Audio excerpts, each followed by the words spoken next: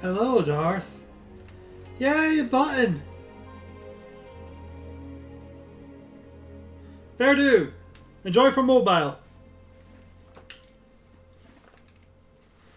As I do the last thing I need to do for stream. Okay, audio is here. But it looks like it'll be quiet for you guys. Let's bring this up.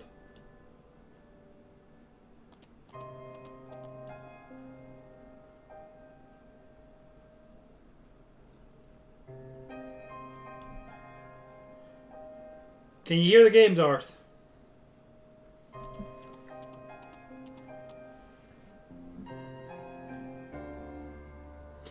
Okay, good.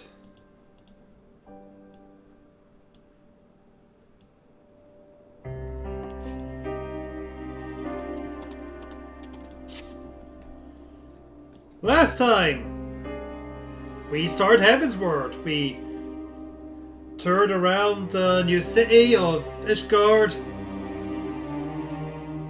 We helped the sons of our gracious host do their duties. Then we went back to Ul'dah, saved our good general friend. Came back as we heard the dragons are going to attack again. So we're now on a camping trip looking for a heretic to go and stop a war.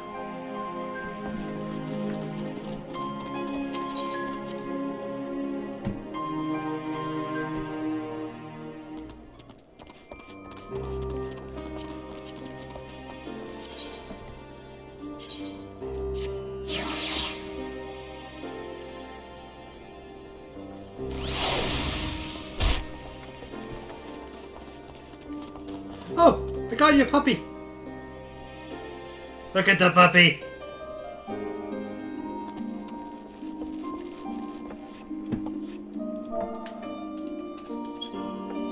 We can pet the puppy. It flop.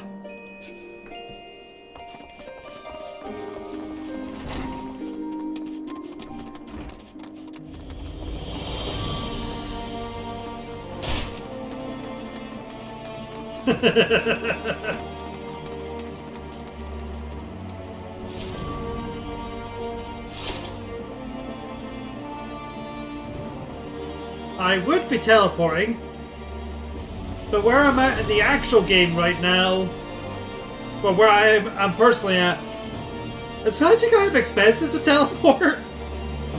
So I'm trying to save gil. I went the complete wrong way. It's fine to save my shard right here.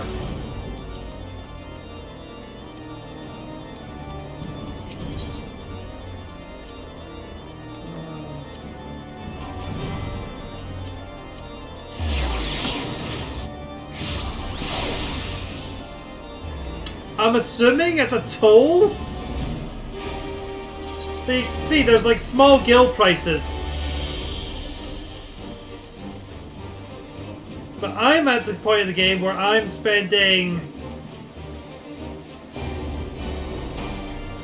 1,000 to pair teleport to the major cities.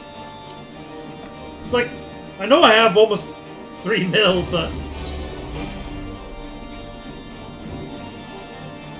I need that gil.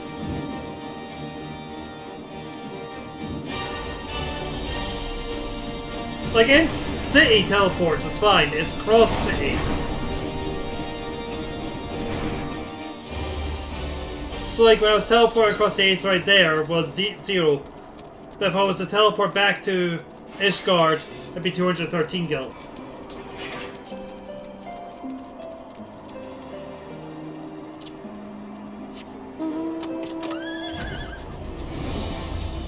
Yeah, I can only assume it's like a toll for using the service. Maybe a tax.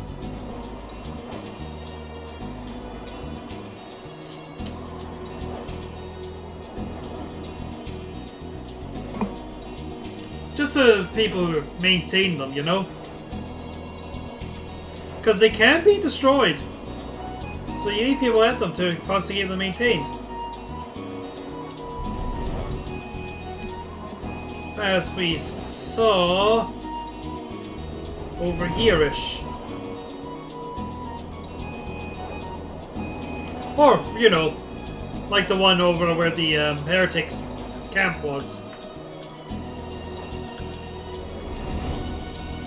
Another example of that is over here.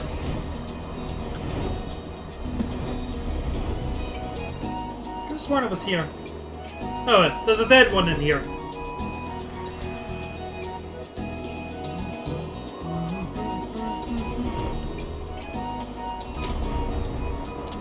We are currently killing yaks.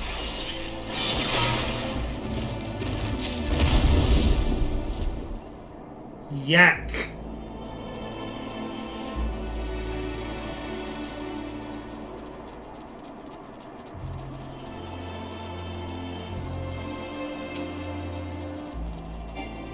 Woolly yaks.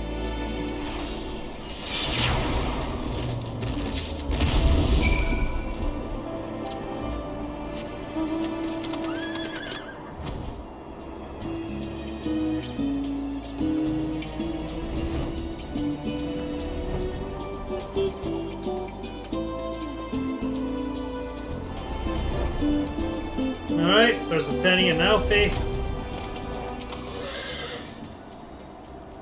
To seeing the collective fire was a new experience for Master Alphinaud. You must have been privileged uploading. Have you the hides we need? Right, I need to see what Alfie says.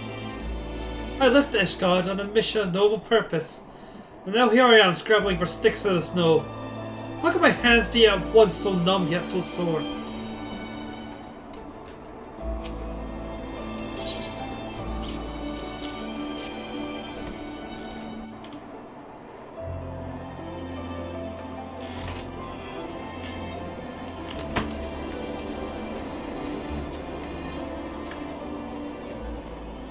Ah, I should have known it would be you.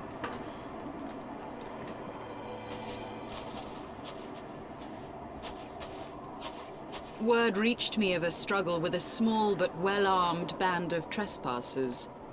Forgive my comrades their hostility. Few come here uninvited, and fewer still with good intent.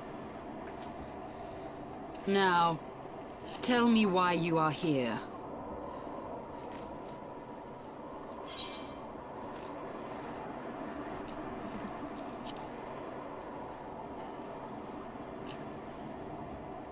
So, you seek to stem the Dravanian tide with talk? A romantic notion. If you but knew the truth, the spark which lit the flames of this animosity, you would understand the futility of your quest. Shall I relate it to you? The sordid history my gift has shown me. That which the Holy See has taken such pains to suppress.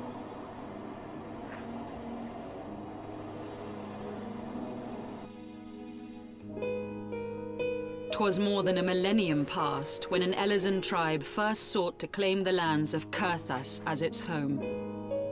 Unfortunately for them, Kurthas was already home to dragonkind, and they were not inclined to make way for the invaders. Thus did a bloody war begin. A war which might well have rumbled on until one or the other side was exterminated, had it not been for the resolve of a single woman. That woman's name was Shiva. While those around her fought and died, she attempted to parley with the dragons, and in so doing discovered them to be possessed of profound intelligence and reason. The great worm Hraesvelgar, in particular, so enchanted Shiva that she found herself growing to love the creature, whom her people considered a monster. In the eyes of a near-immortal dragon, however, the fleeting life of an Elezen is as that of a freshly cut rose. Scarce has the flower bloomed before it begins to fade and wither. Such melancholy musings plagued Hraesvelgar, who had found in Shiva an unexpected and beloved soulmate. He knew that all too soon, death would snatch her away from him. Unable to bear the thought of their separation, the maid bid the worm consume her, that their spirits might be entwined for eternity. Though loath to perform the deed, Hraesvelgr ultimately gave in to her plea, and soon thereafter the tale of their ill-fated love spread throughout the two warring factions.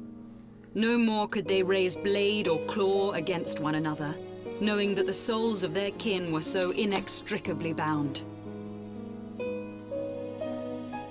In the days that followed, man and dragon learned to live in harmony, and together built a nation unlike any the world had ever known. For 200 years did this blissful age of peace continue, as it would to this day, had vilest envy not stirred in the hearts of the Elezen.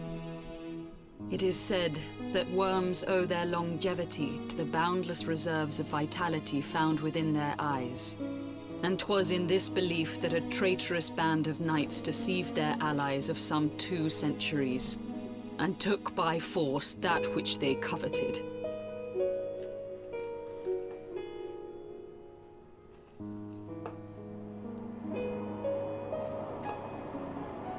Nidhogg, he who now stands poised to unleash his wormlings upon Ishgard, was the great dragon who lost an eye to Elezen treachery. And until he prizes it from the hands of the traitor's progeny, no amount of conciliatory words will stay his fury. You are wrong, Lady Iceheart. Lest you misunderstand, I do not doubt your vision of the past. 'Tis true that Nidhogg greatly desired to reclaim the Eye. Indeed, it was for that very reason that I kept it with me as I roamed the land, attempting to draw him away from the city.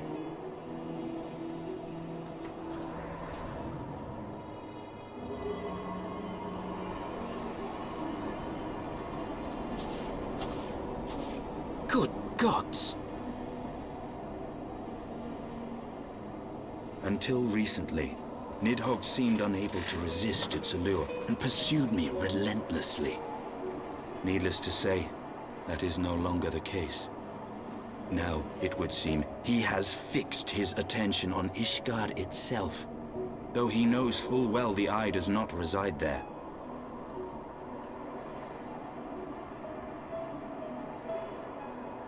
You believe he targets the capital for another reason? I believe reason has all but left him. Through the Eye, I feel much of what Nidhogg feels, and the dragon's thirst for vengeance will not be quenched by aught less than a sea of blood.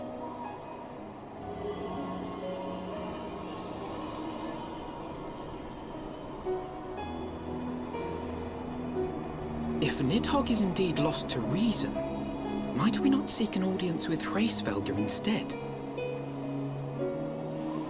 He has thus far shown no inclination to aid in the invasion of Ishgard, and may yet welcome our efforts to broker a peace.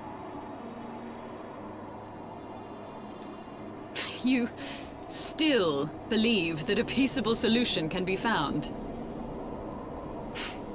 Very well. I will take you to him.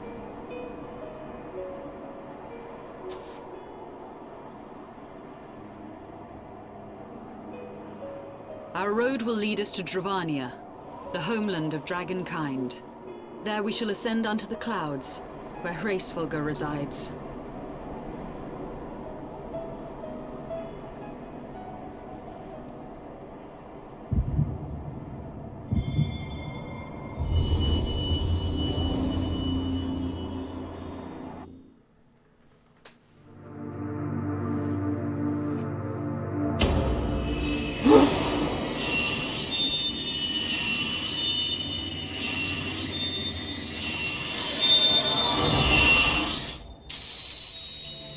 Guys, we got one of our gummies back.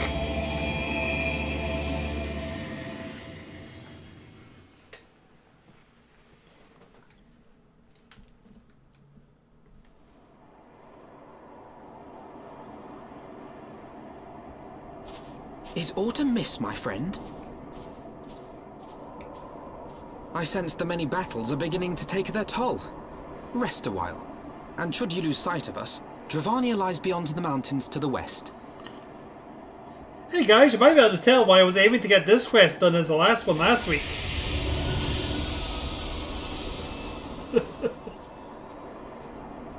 Curious. The vestiges of thy mistress's blessing are not as faint as once they were. Thy will to succeed grants thee unusual fortitude. But will it be enough?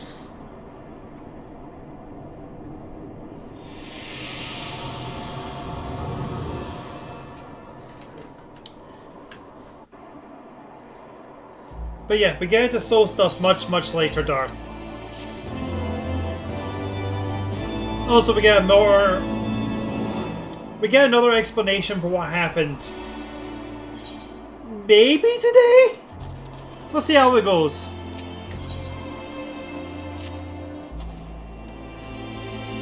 You are Relina, yes? Pray address me as you say it, if you wish. It is pressing strange, isn't it? The fate should bring us together thus. Never did I think to walk alongside warrior of light. The history is full of such unexpected alliances.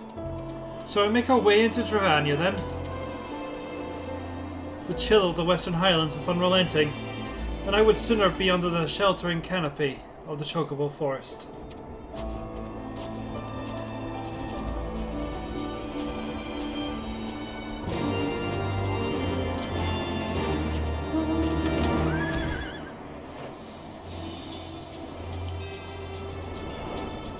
We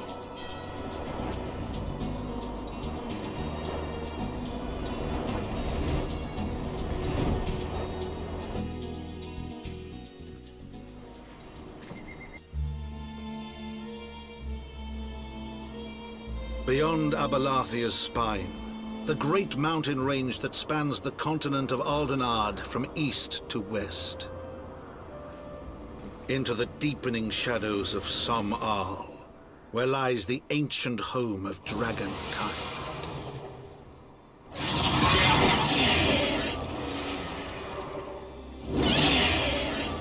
To a land where the soil slithers and the skies seethe with sinuous shapes, they came.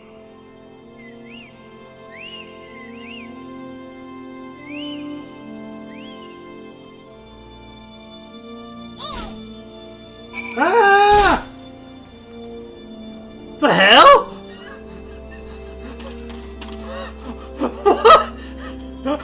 What happened?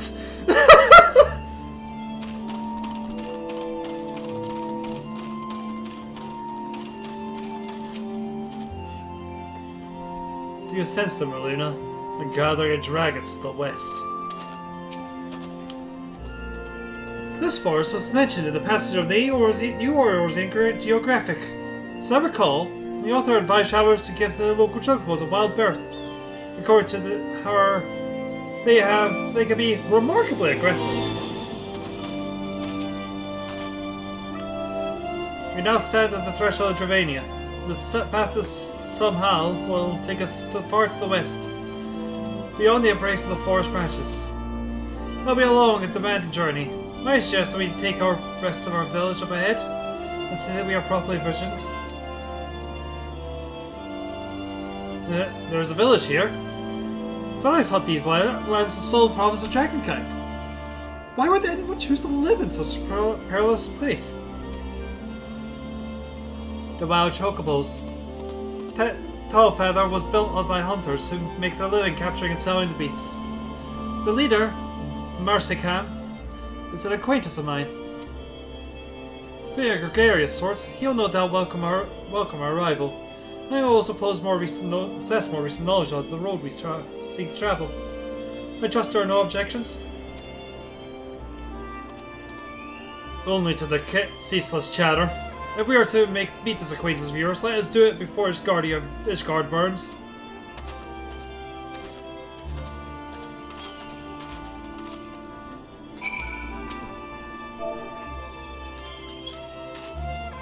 He flip. Alright, unicorn? Please don't despawn this time.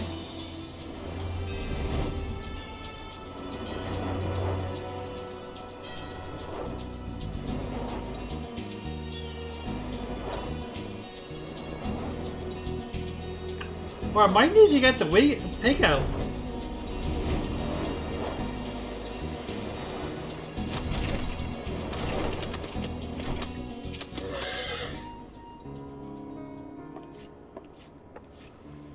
Well, tell my hand and call me Leatherface. We have visitors! Oh, I have ate the loveliest sail. It's been too long, girl.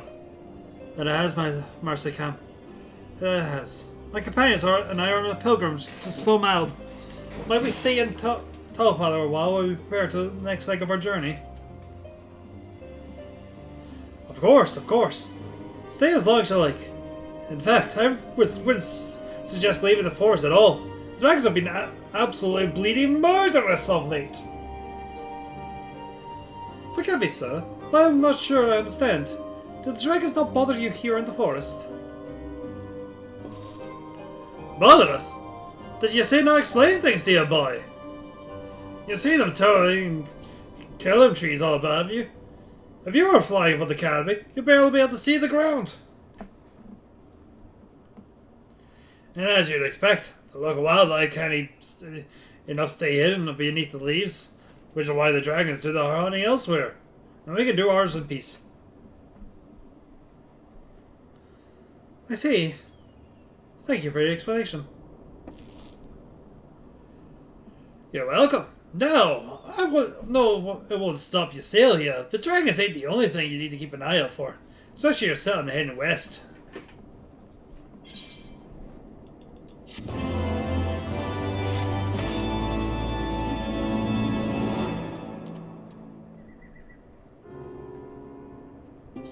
Give me a second.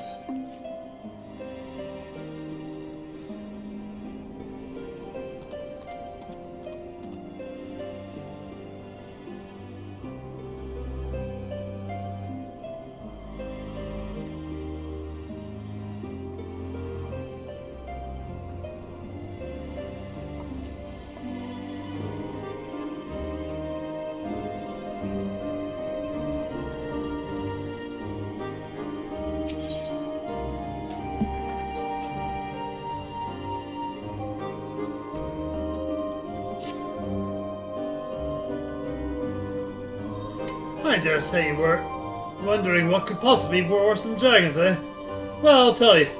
The bloody gnat. What you might get if you cross an antling with a medical crab and taught the thing how to walk into an eggs. They never used to stay far from their hives of fear of the dragons. But they got a lot more aggressive of late, sending out wall parties for moms in all directions.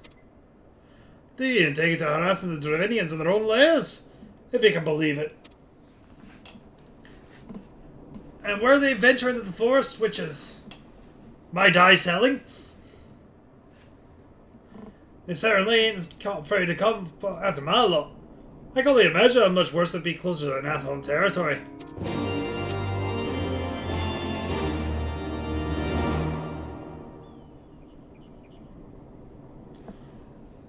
It would seem that much has changed at Dravania.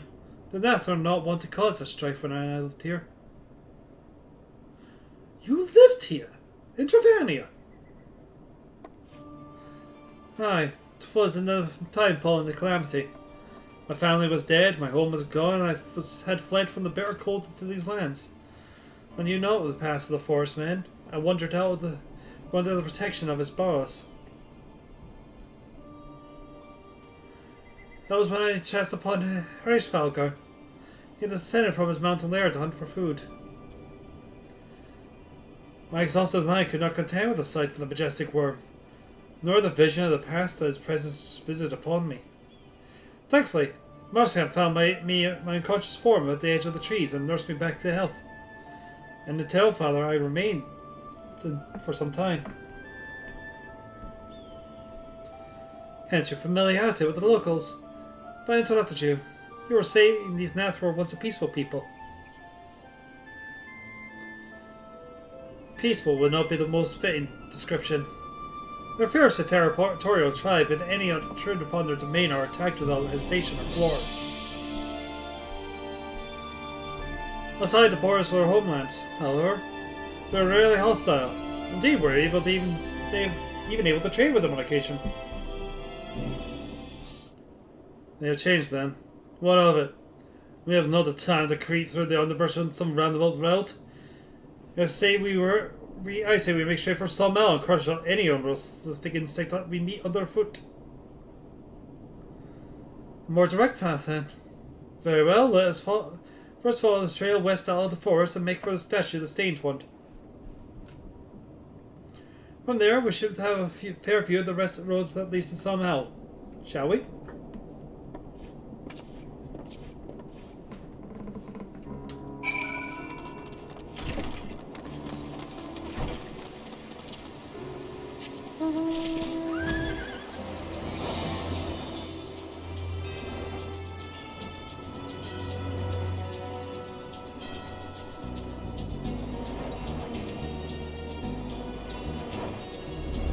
Currently a dust storm.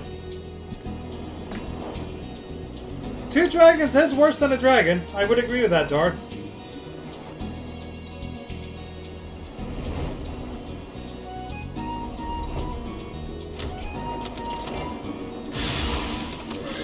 Hello.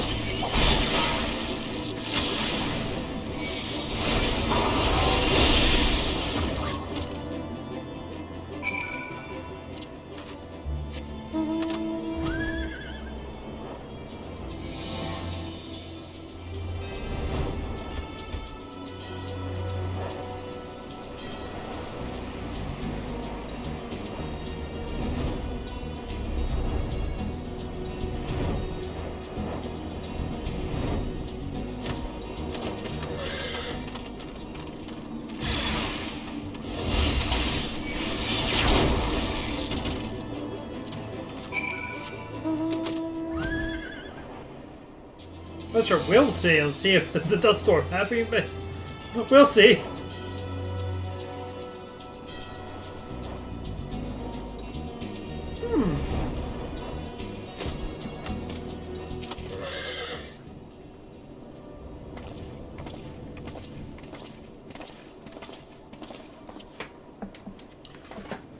Should we have a chance to meet Mersam again?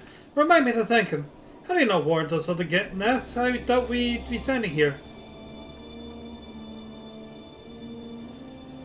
Amid ruins that I would today describe as Isgardian, the style is not quite identical, but traces a definite resemblance. You have a scholar's eye, Master Alphino. The structure is in fact over 1,000 years old. It's a remnant of the age when our ancestors and Jangakin lived together in peace.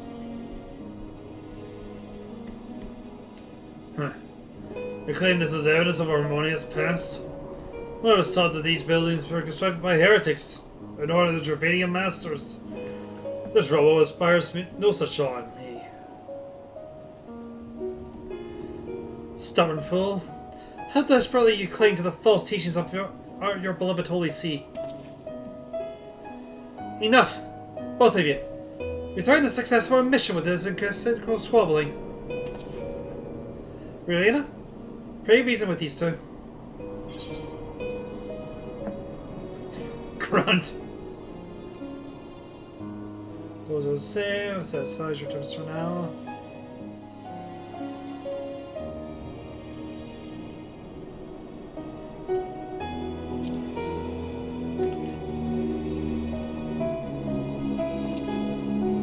Quite. Let's not forget, our goal is to prevent a war which will claim the lives of Dravanians and Isgardians alike. If we are to accomplish this, you must learn to tolerate each other's presence. Trust in Lena's gift. In time, the secrets of history will be brought to light. Let that be enough, Estenian.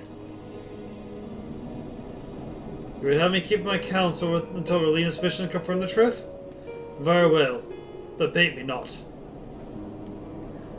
Our meeting with Hraesvelgr will likely provide the catalyst Relina's gift requires, as it did mine. Let us press on. You know, I wouldn't consider the Nath worse than dragons.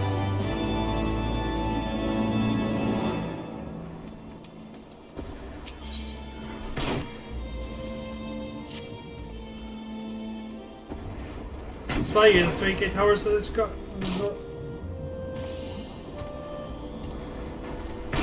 Know them as Annex Shrine.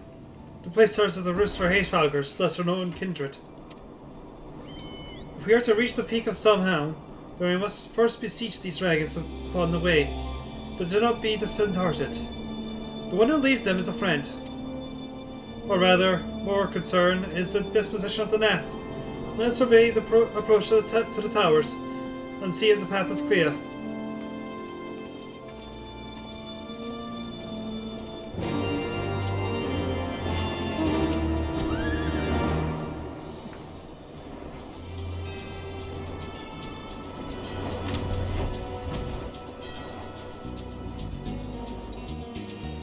Yeah, I totally see these 3 towers.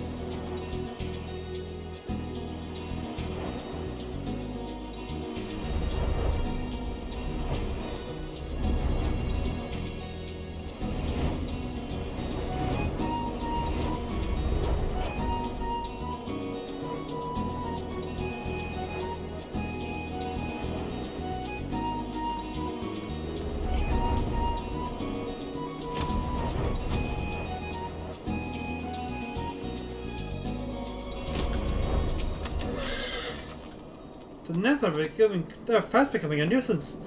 They seem to plague every step.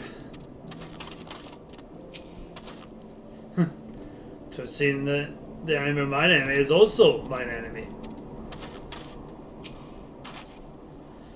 'Tis as I feared. The road ahead is teeming with Nath soldiers. Marsav did not exaggerate then. These beastmen have grown brazen indeed, that they would enthrone the dragon so openly. Do they intend to assault the lair itself? I pray that they do not. Mighty though my Jaravanian friends are, they are yet vulnerable to the Nath muskets. There is no route safe to the one before us. Should the beastmen offer battle, you have no choice but to accept.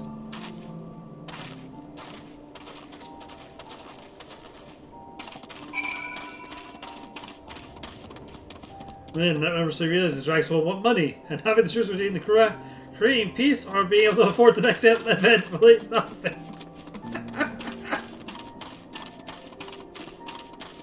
That's not... Okay, that is where a good chunk of my money goes, but it's not where all of it goes.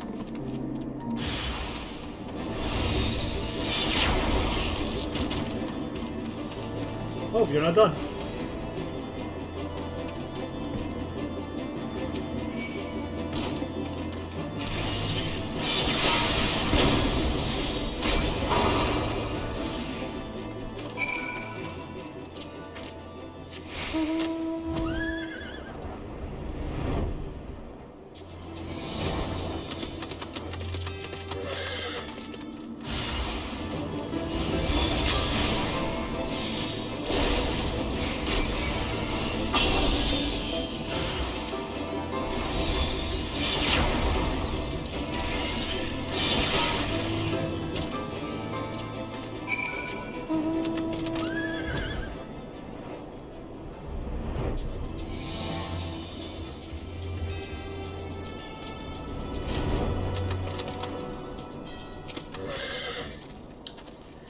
The scale of the structure is nothing short of astounding, but this is only to be expected, I suppose, given the size of its occupants.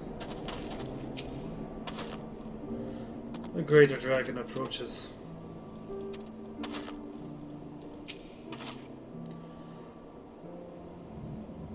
I take no pleasure in killing the Nath. 'Twas to avoid bloodshed I agreed to join you on this journey. Well, it cannot be helped. We may proceed into the country altogether, but leave the task of hailing its occupants to me. And keep your lance on your back, Dragoon. On my word to the Warrior of Light, I shall start no fighting. Only finish it. Sure they are beyond salvation. Come then. Hey, if they start a fight, he should have the ability to defend himself.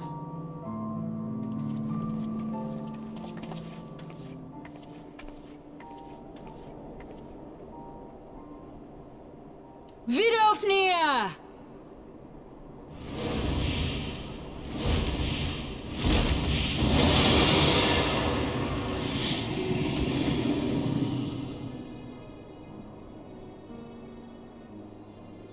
Ah, 'tis thee, little one. From above I did mistake thee for a nath. 'Tis well I chanced to look again, or thou wouldst now be ash. Dear Vidofnir, how I have missed you. Would that I had come sooner, and not out of dire necessity. Thou art troubled. Speak that I might know thy plight.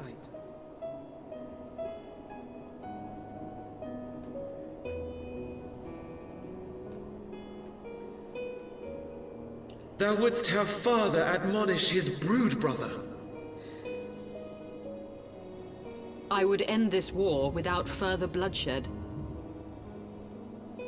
How am I to believe thee, little one, when thine own companion beareth Nidhogg's stolen eye?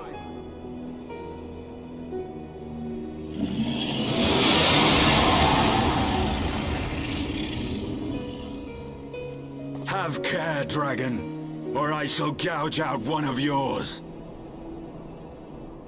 You forget yourself, sir. We are here on a mission of peace.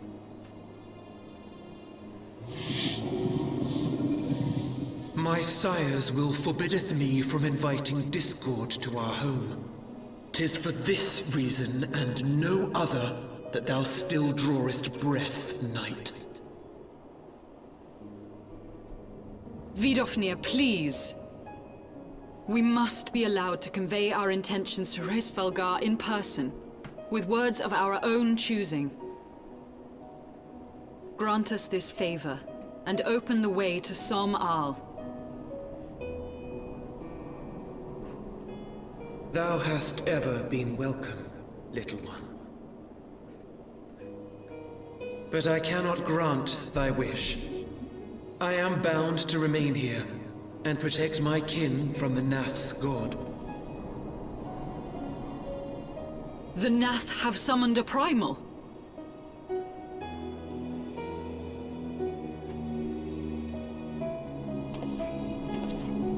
Pray excuse my forwardness, but if we were to eliminate the threat to your territory, would you consent to Lady Izel's request? Ha!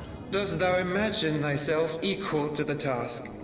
To succeed where dragons have failed? I'm very good at killing gods. 'Tis beyond thee, mortal.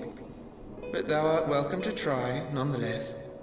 Only know that idle promises shall avail thee naught.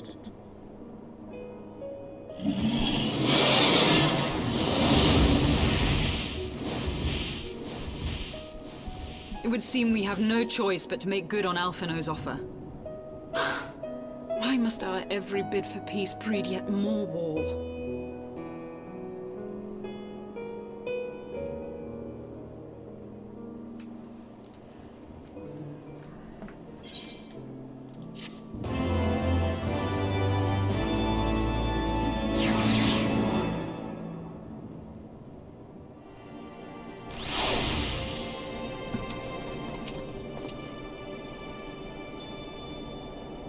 I got a B- in gold killing in production. I think I... Once more, Primal rears its head. And once more, the task of slaying it falls to you. But I too possess the echo.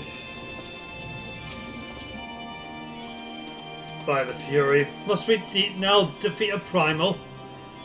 Though we might treat with a worm? I did, because you can see how you gain your reputation for some mounting the insurmountable. So the Nath has summoned their god, and thus is the mystery of the newfound belligerents laid to rest. Are you not glad, Lady Iceheart? I thought you would applaud them for summoning a primal to further their own ends. After all, you did. I did not reach out to Saint Shiva to further mine own ends. I desired her strength, only to forge and knew the peace between man and dragon. But while full I am to speak of peace to you, bloodthirsty savage and murderers without thought of comeuppance. Enough! Enough, I say! If the Nath have truly brought forth their deity from the ether, we must face it together, or watch our hopes fall apart. All now rests upon the primal's defeat. But ere we think of confronting it, we must first study its origins. What is the nature of this god? What manner of fate sustains its existence? My apologies. You are right, of course. Let's return to Tailfeather and consult Mersump. He knows more than Nathra culture than most. Time for some deicide. This time I will just straight up teleport. I'm not going to know some 100 kill disappearing.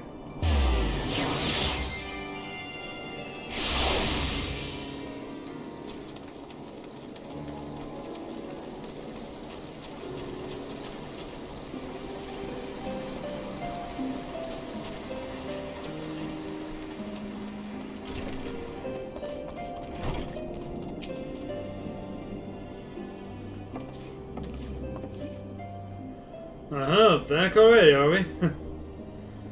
Met the Nath, did you? What's it like to you? Some of the primal, you say? Something else? I didn't know bugger all about Nath religion, if I'm honest. Beyond the trading habits, they never seemed much point in asking. It should be that hard to find out. From time to time we barter with a small hive to the north and west of you. Outcasts from the main tribe, from what I understand. I reckon they'd be willing to tell you a bit about themselves if you give them the right incentives.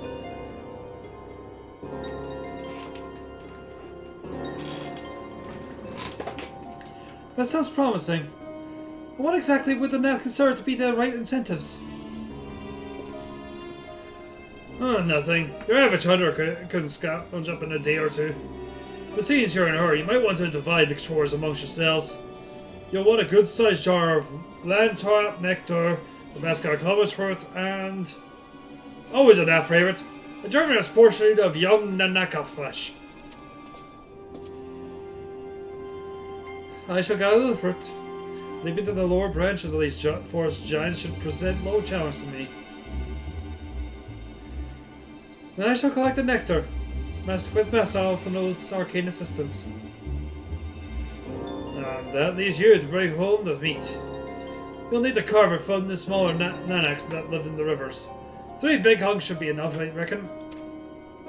When you've got everything together, you'll need to set it down at what we call a trading post. Here, I'll mark the spot for you on the map. You'll be most kind, Master Marsap. Well then, let's attend to our respective tasks and reconvene at the trading post. I need hardly add that the last one is there's a rotten nanak egg.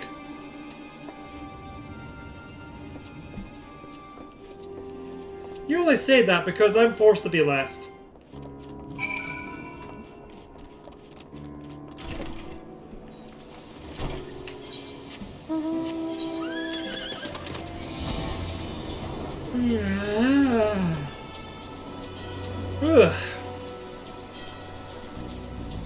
So how is everyone in chat? I haven't actually asked yet.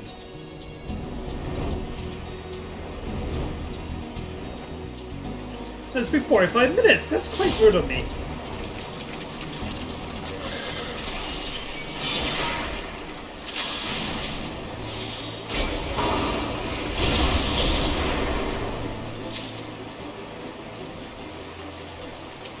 Ooh.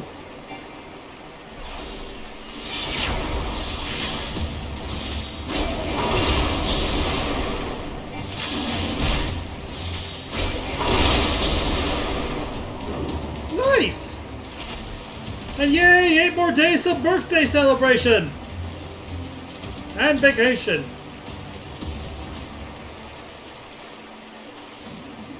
Always good to have. Where you rotate around the sun once more.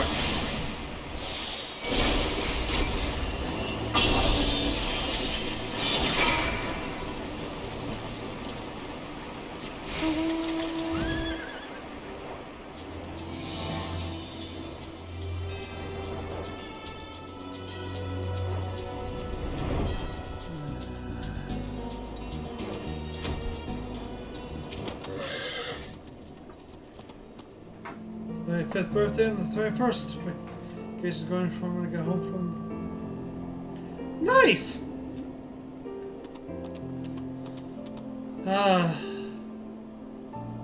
I'm 34 in a month.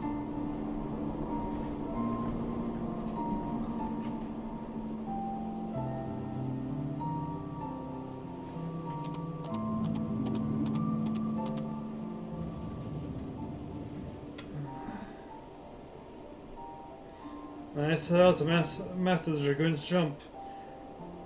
It was not to strike fear into the hearts of high-hanging fruit.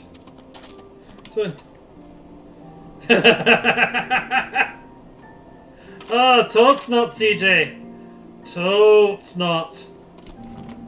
I totes also have got myself off the 15th to the 17th off work for the exact same reason. Nope. Master Alphino possesses a rare talent for the arcane arts.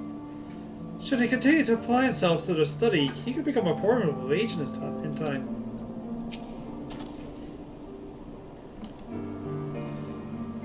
I was able to gather a goodly amount of nectar from the tree land traps. Though I would not have known how to harvest it without your sales help. Do you have the knack of meat?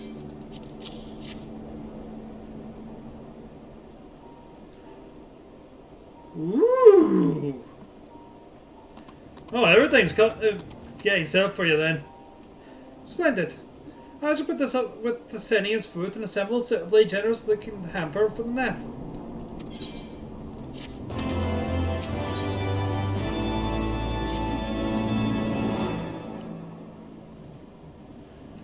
Well, everything appears to be in order. Assuming no one has any objections to my choice of presentation, I shall place our offerings at the trading post as instructed. Were I of the Nath, I think I would be most suitably impressed.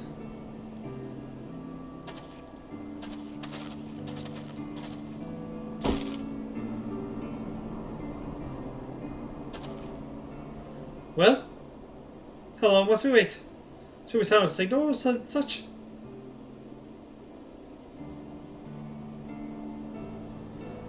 Calm yourself, Master Alphino. Our offering has not gone unnoticed.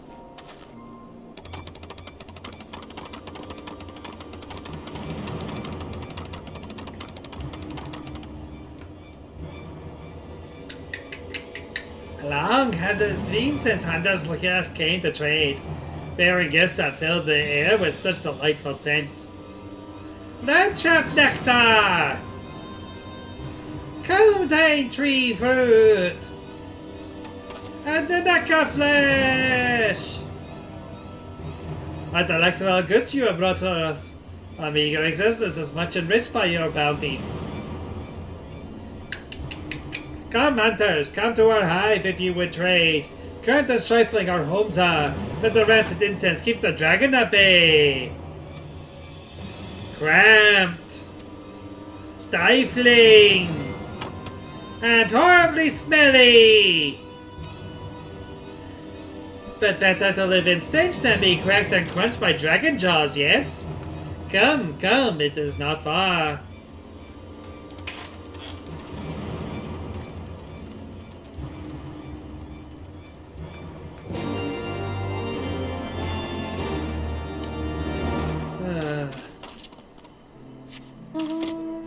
I really need to finish Fire Emblem Engage before Friday.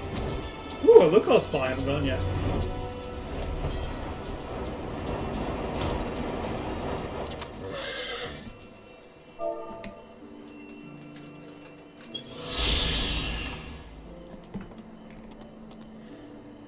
castle from the main colony, a minority of Nath known as Nominate but Lothas Nat Vath as a sanctuary for exiles. The word Vath is derogatory in the Nathic tongue, referring to those who can no longer link their thoughts to their overmind. Possessed of individual personalities, unlike their one-mind brothers, the Vath learn to live with each other's offerings through the makeshift colony.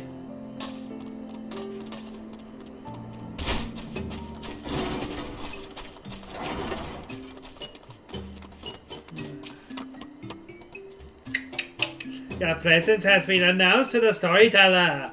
You must speak to the chosen leader in words, for we are Vath. We are the non-mind.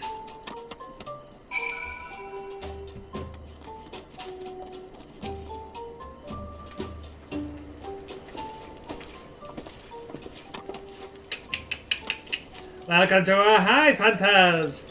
You have brought delicacies much sought after by our people, and we are much pleased. What would you have in return? Honored Elder, please allow me to begin by thanking you for welcoming us into your home and for accepting our humble offerings. My companions and I are in common search of knowledge, deserving knowledge of your people's God. Knowledge alone! For strange hunters you are! But if words you desire, the words you shall have. We are the Vath, the non-mind, and to speak is our fate. You will hear the tale of Nath God, of the God of the One Mind. Seven into minds. The One Mind. These are Nath. Yes, you are coordinate one. Connected. Let's begin the story. Some months ago, a single dragon flew in from the east, bleeding and weak. It fell from the sky into the hive, where it was swarmed by brethren. And but spear and spell and musket, the dragon was slain. It was like the one that had fled the battle from a kinsman. I should commend you for finishing the job.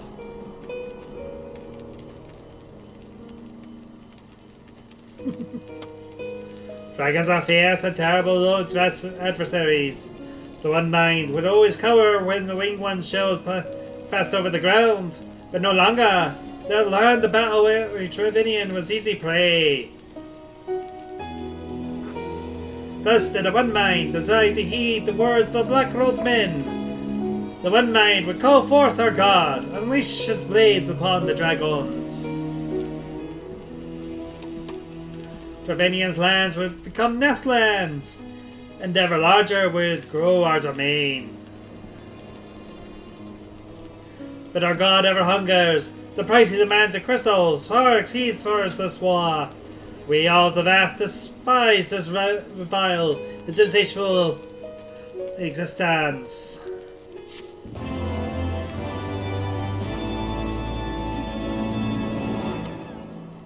Fucking Ascians.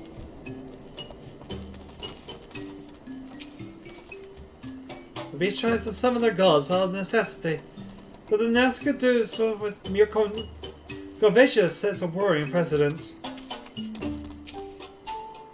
Even a wounded dragon is a dangerous opponent. These Zabmen did well to overpower one.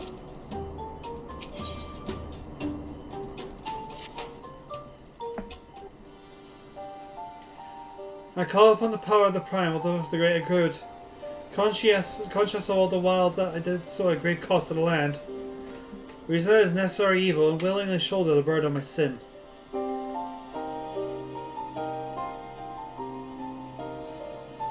In suggesting that such crimes can be justified, you may argue that I presume too much, but you must surely see that I am aware of the magnitude of my transgressions.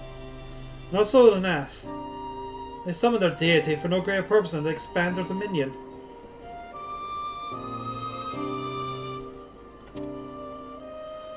To a scion of the Seventh Dawn, once sworn to eliminate the primal threat, the distinction you drew seems questionable at best, but the fact remains that my own grandfather risked unleashing the power of the 12 in an attempt to prevent the calamity.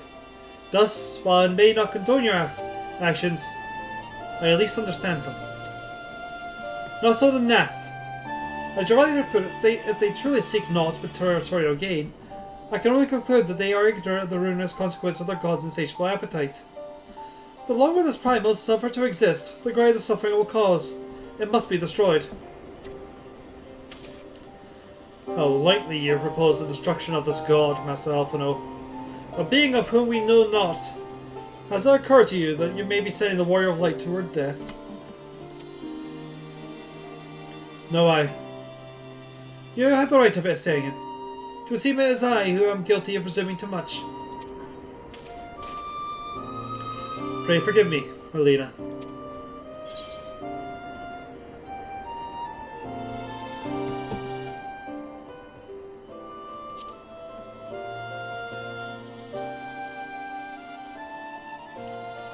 Wait.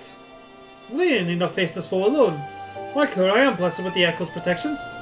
I may endure battle with her fear of primal influence. Let me bear this burden. Do you truly imagine yourself a second warrior of light?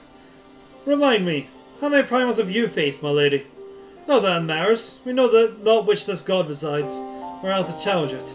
Neither should mean to pray until it appears.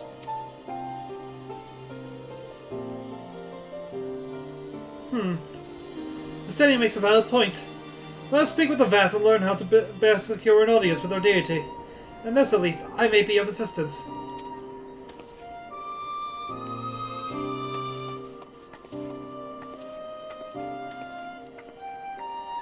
The young lord certainly appears eager to prove his worth.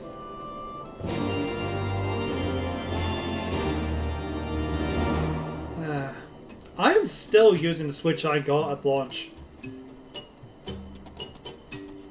Well, not launch. I got it for Christmas that year. So it is a launch Switch. I just waited like a month.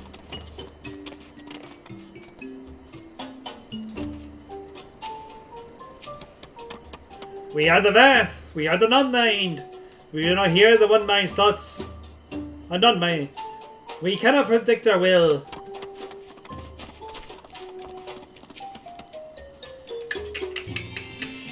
With this idea for your mind, generous hunters. If you meet with our god, then he will have your souls. Surely you're not so generous as that.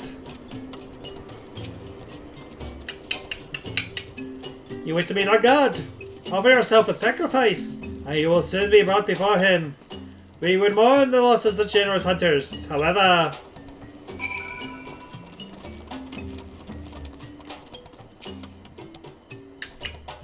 you are generous hunters, yes? Many guests you have brought, but not enough for all that to enjoy. Maybe you can bring us just one more. We are very fond of the Naka flesh. Yes, the meat of young Naka would make a fine repast.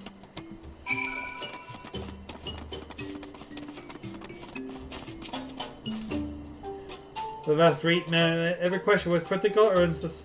The Fury of no closer understanding the test of their faith.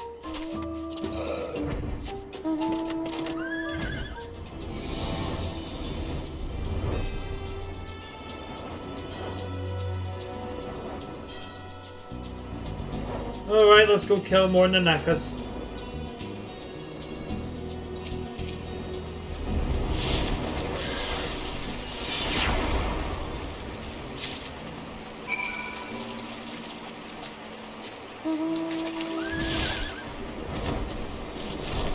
Wait, what?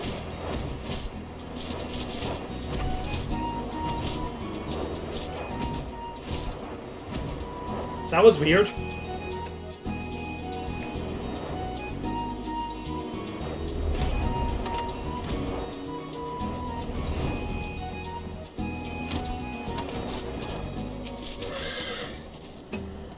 The Vath tell me their tribe is not accustomed to giving each individual a name. They seem to have only grasped the concept when they began training with the hunters. For once, I'm in agreement with the Dragoon. Speaking with these beastmen is an exercise of frustration. What has it to do with their primal or faith, Master Alphino? Let us glean the information we require and be done with this place. We have to enjoy our Nanaka flesh. Have you been out hunting yet? Another gift for Vath? So unexpected. Yes, you will have more of the words you strange hunters hunger for. Listen now. The sense of the one mind are enmeshed with the overmind. What one sees, all see. What one feels, all feel. Alert! A single Neth and the whole hive is alerted. To reach our god undetected is all but impossible.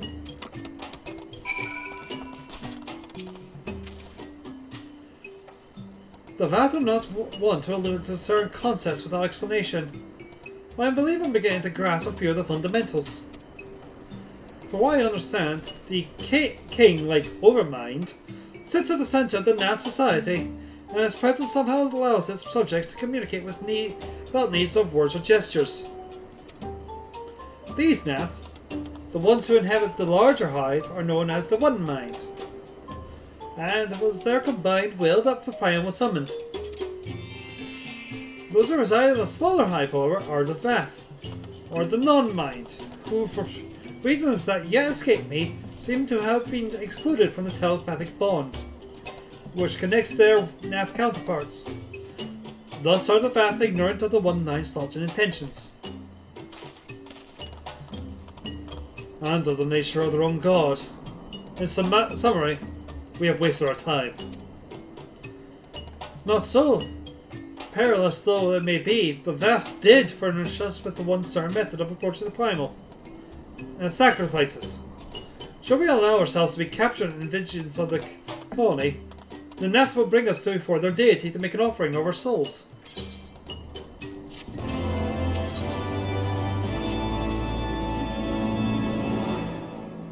Forgive me, but let us be clear about what it is you propose.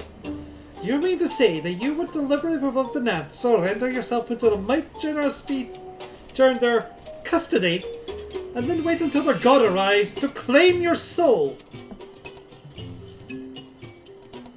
Aye, that fairly well describes my plan. You'll join me in the endeavor, will you not, Relina? Judging by the greatest risk you took to prevent the summoning of Saint Shiva, you're not a woman to err on the side of caution. With that, I could be at your side, Warrior of Light. But the Puddle of the Dragon has no protection against primal influence. Forgive me, but I must remain here with Master Alphino. Then it is settled. Really, you and I shall challenge the guards at the entrance to the colony. Once the hive is aroused, we shall feign a brief show of resistance, then allow them to take us to prisoner.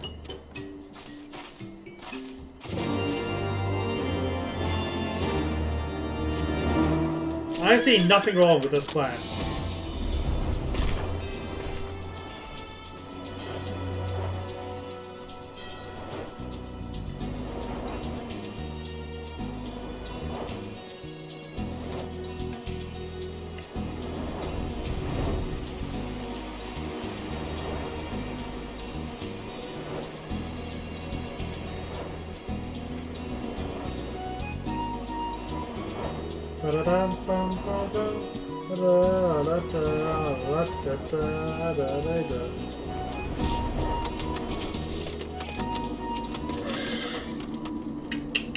Intruders, your lives are forfeit!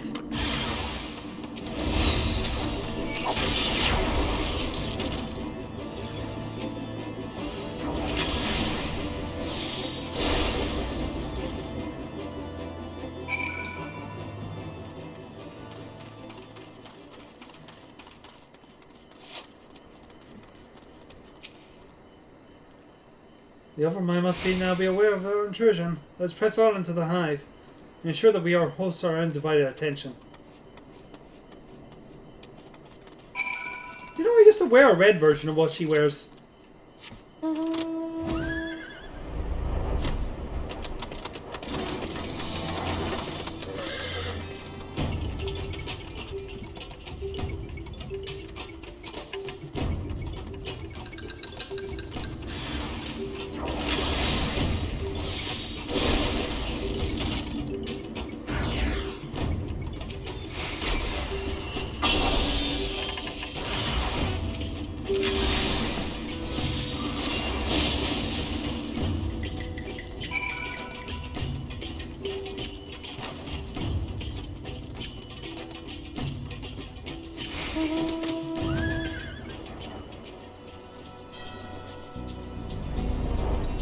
I do like the gnat.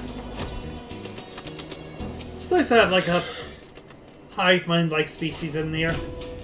Varies things up.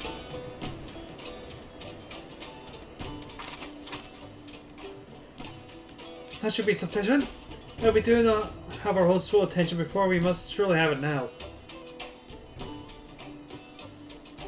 Audience with the primal may be granted soon, but after our capture, pray advise me once you have steeled your mind for the battle to come.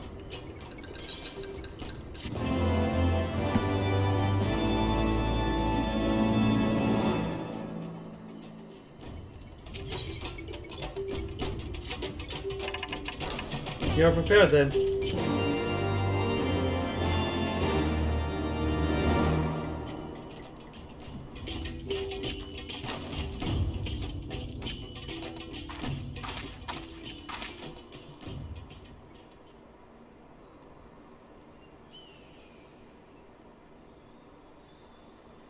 Hold there, Verena.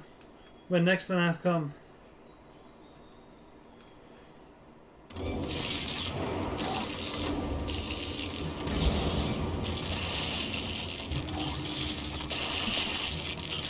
Surrender! Intruders! There is no escape!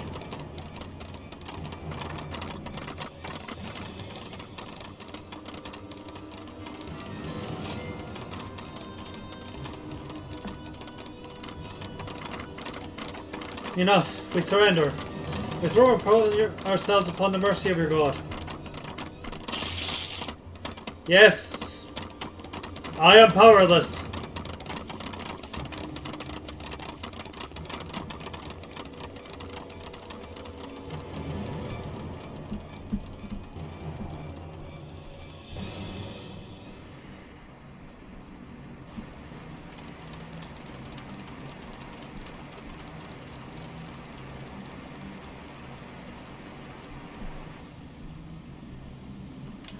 They seem eager to proceed. Good. When they take us before their Lord, pray leave matters to me. If what I know of summoning rituals hold true, I shall be well placed to act.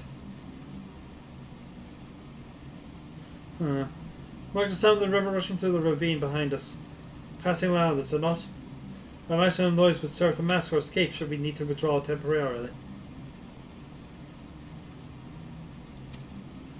But you are prepared, are you not? I hope so. If I were to be dragged away for sacrifice while you are haggling over the price of potions, I should not be amused.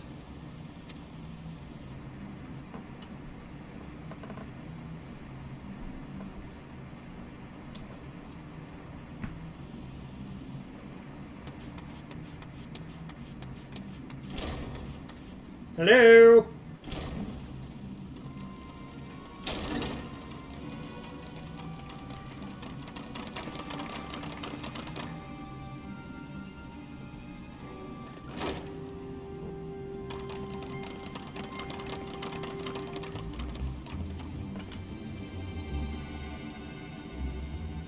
Now we have but to wait.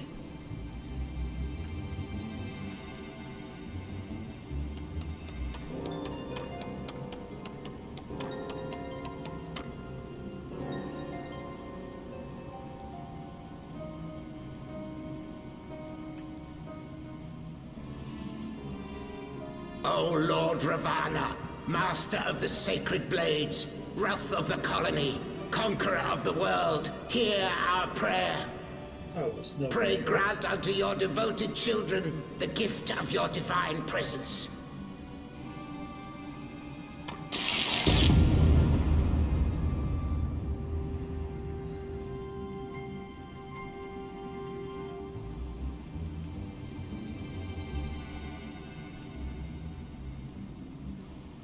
He comes.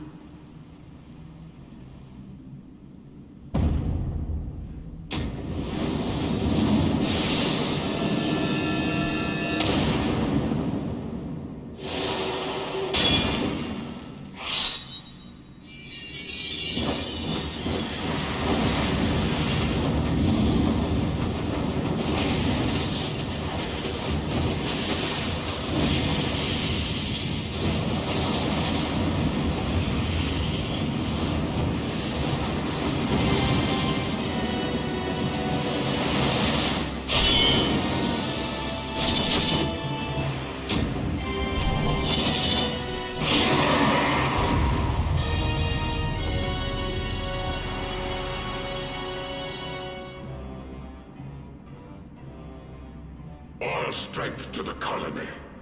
Speak and I shall listen. Oh, glorious General, we have captured intruders and would make unto you an offering of their life's blood. These feeble fleshlings dared to invade Natlands. Hear me, Lord Ravana. My companion and I did not come to contest your children's territory. We wished only to learn the reason you wage war against the dragons.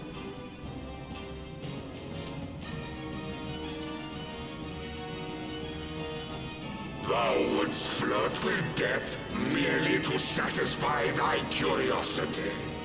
Wherefore should the glorious conquests of the Nath concern thee so, Eliezer?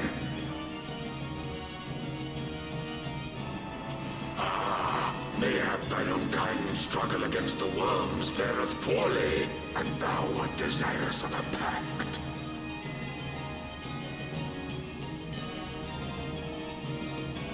We crave no alliance, Lord Ravana. Only peace. We would bring an end to our war with the dragons. Yet so long as they remain embroiled in this conflict with your children, our goal shall remain out of reach. Never before have the Nath risen up in such numbers, and never yet with you at their head. Why do you lead them to war? Thy question hath no meaning. To live is but to fight.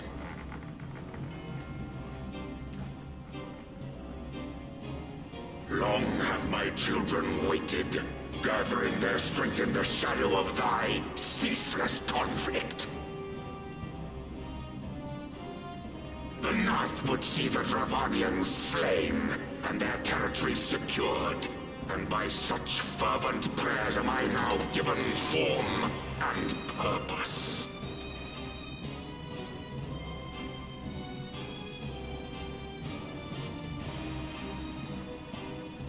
As I feared, your very existence is an obstacle to our goal. Since you are so fond of fighting, we challenge you, Lord of the Nath.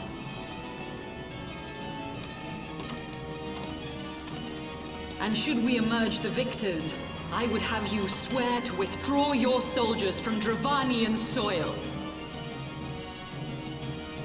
Thou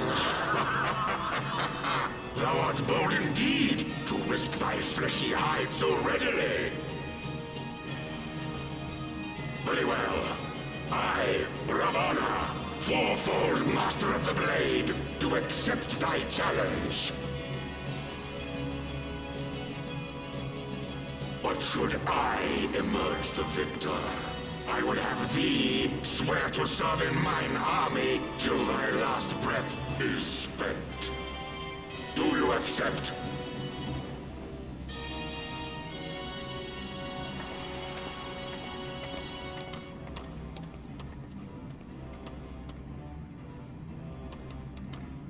I do. And I believe the first bout is mine.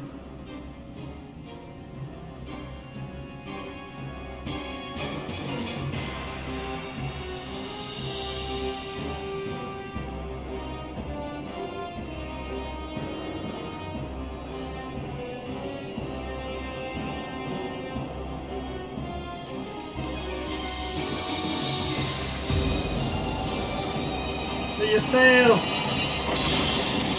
Shiva's a level 50 primal!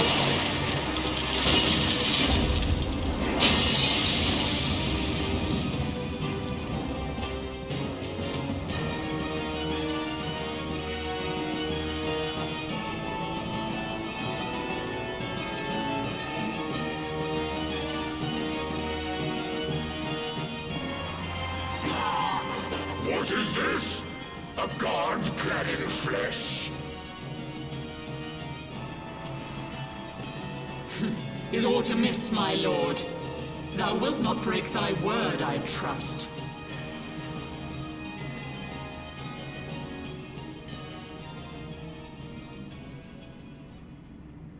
Mine oath is unbending as steel, little goddess. Thy ruse will but add to mine enjoyment.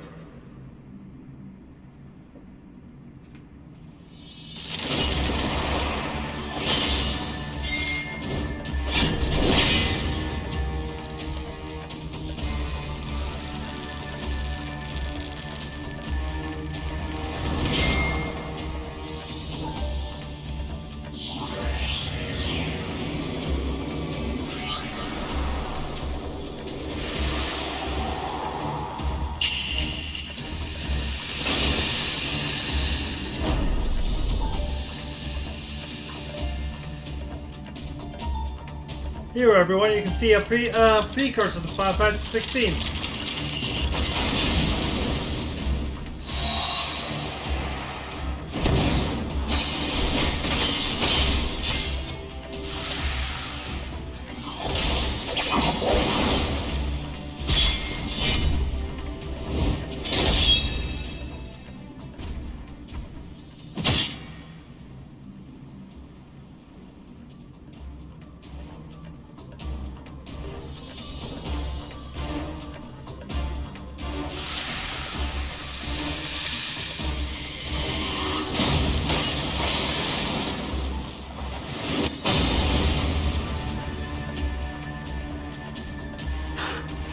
I thought myself stronger. Mayhap with more crystals?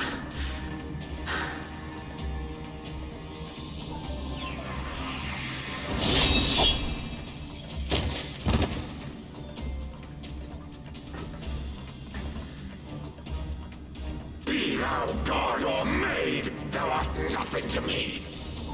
And what of thee, mortal? Art thou warrior or craven? Oh, you want to go?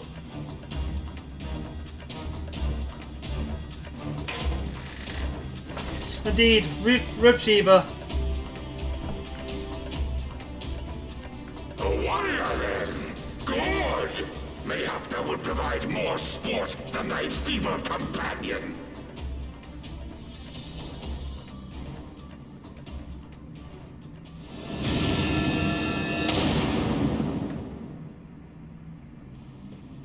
But silver lining.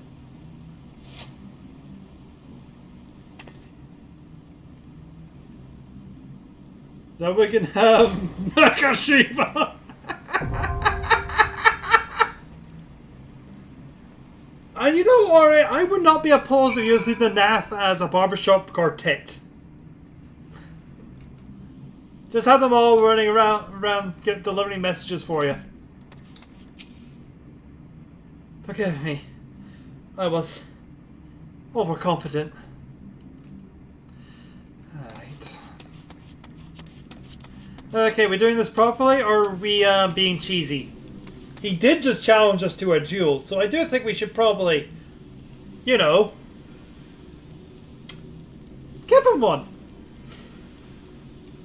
Just point out, he didn't break a sweat like from a goddess, but fled for you should. Yeah. Well, let's go show him why.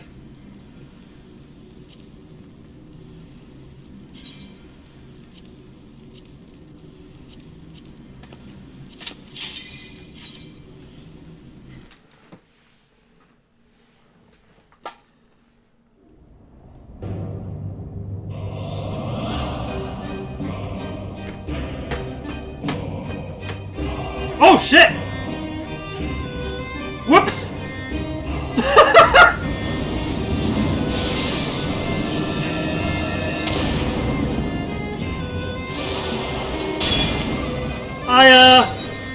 I might have picked the wrong one.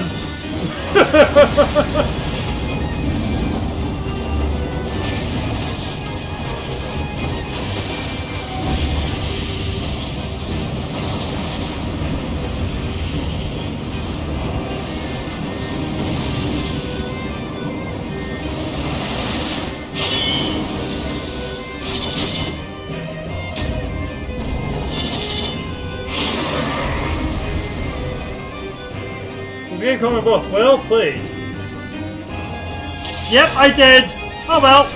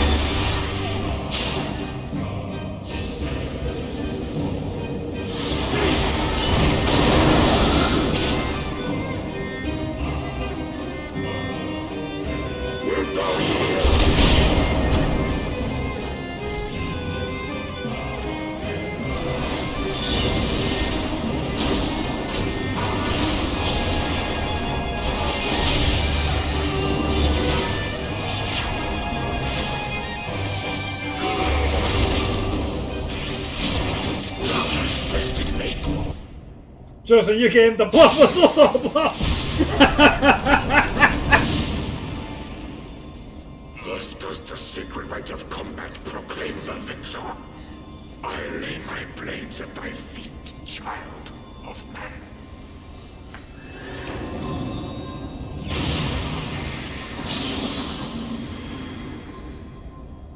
That's a good use of the Wobble Fit. Yeah, I did the wrong one. Whoopsie! I was very too hard. I did extreme. All right, let's try that again. Because I was down here.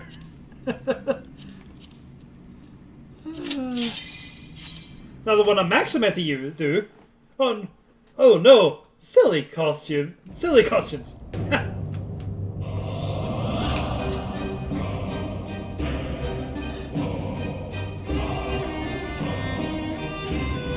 It helps to be 30 levels above what it needs to be at.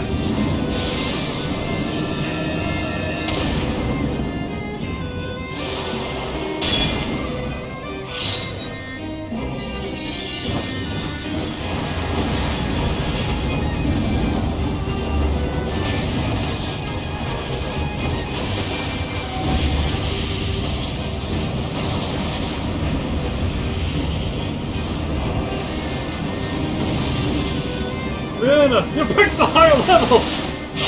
You mean I have to try? Oh.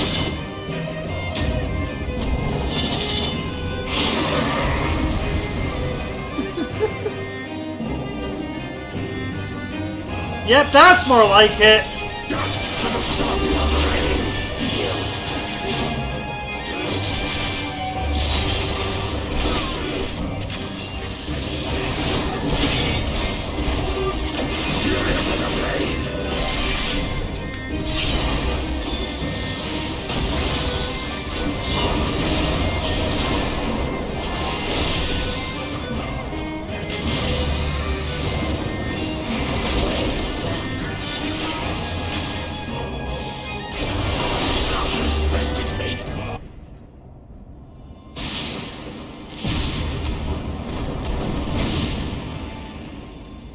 Thus does the sacred rite of combat proclaim the victor.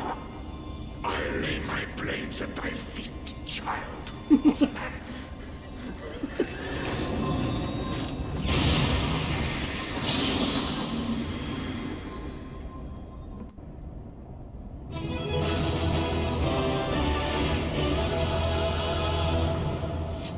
Ahem.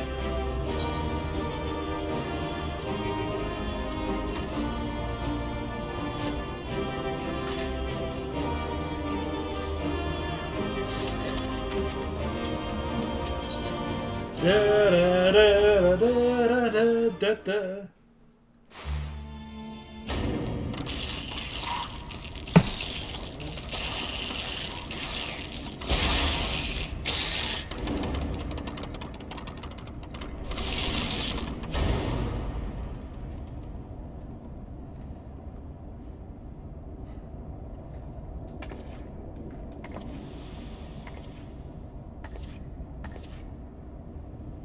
You do not disappoint, warrior of light. Would that I had your skill in battle. I do begin to see why so many place their faith in you.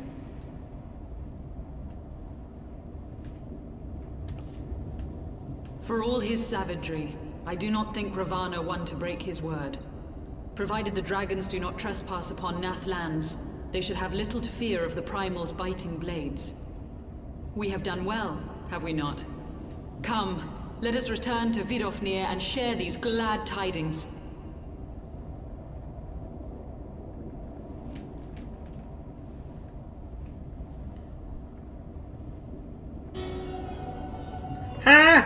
Once more you achieve the impossible, bringer of light.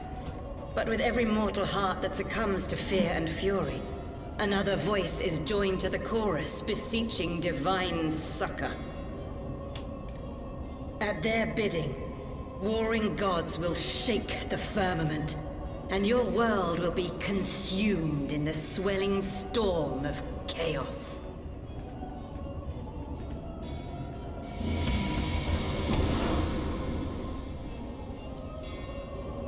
Happy to see you too, Asian.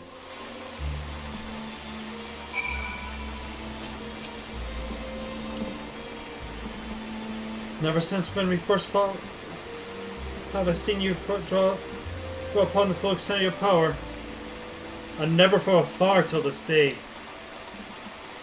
You have a marvel to behold, Relina. Well, 'tis time we joined our companions. We'll be eager to hear the tale and to continue our journey. I can hear you! No, you can't!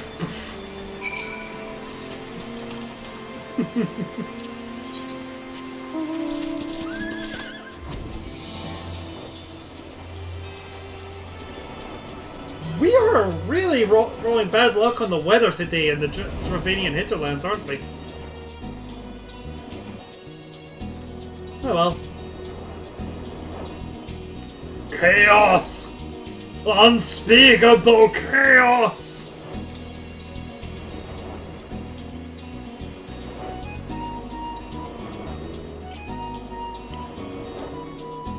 Well, it is chaos you're up against.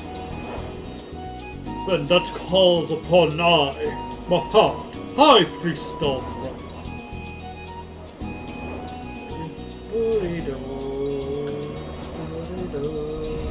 One of the few character voices I could do is just off the drop of a hat still. The Ant-Man's good. The Ant-Man's god has fallen then. Impressive warrior of light. Oh, he fell twice! Relina, what do you say? Back to 12.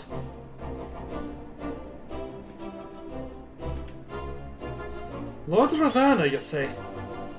How curious that the Vath never mentioned his name. And you're certain he would keep his word? There was honor to his savagery. That we survived the encounter at all was a miracle. A miracle I must attribute to Relina. Never did I doubt you, warrior of light. Unlike some, you were gone so long that Master Alpha your hind lost his wits, were he? Very like a maid for a sweetheart it was. Estedian? Was that truly necessary? Not truly necessary, but certainly true. What matters is the Primal is banished, and our promise fulfilled. We shall return to Vidofnir without delay. Lest you forget, this was the means to secure an audience with the worm, Grace Falgar. Eog's minions will not be halted by idle chatter. Come now, we must make every moment count. You were unkind, Estenian. For all of his experience and intellect, Alphinaud is still a boy.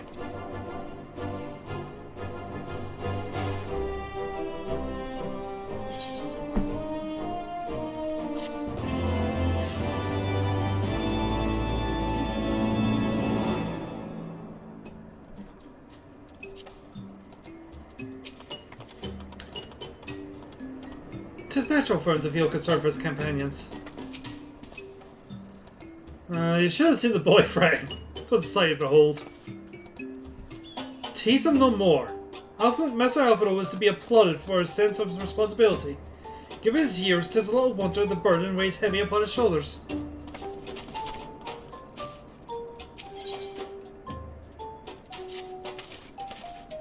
Shall we make our way to our next shrine then? I wouldn't have the dragons think that we've forgotten our bargain. I generally like how much Yusei actually cares about Alfie.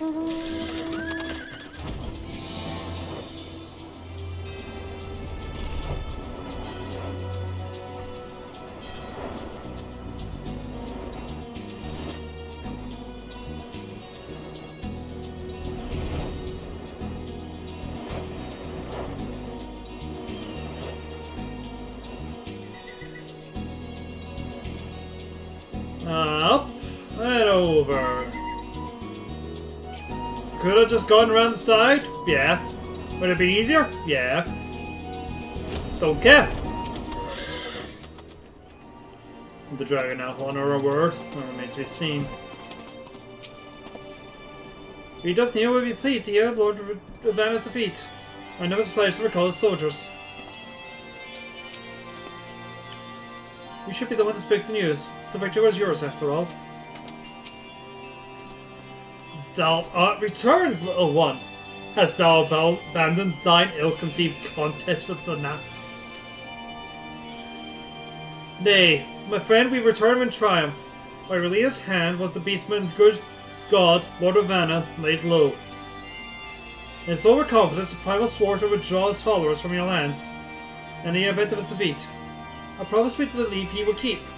The Nash will trouble you no longer. The duty is slain. But how didst thou contend with his biting blades? And the particulars matter not. But the particulars matter not. Thou hast fulfilled thy promise, and I shall fulfill mine. Now tell me, mortals, hie you into the deepest reaches of morn, and there you shall find the halo, the altar of which you may begin your ascent to the summit of somehow. But be fairly warned, the minions of Nidhogg shall not lightly suffer your presence at the sacred mount. By your struggles within the caravan shall I judge your parties possess of sufficient force to proceed. We shall not disappoint you, Vidofnir. If memory serves, the Cavern of Morn is entered from the second floor of the central tower. Let's begin the climb.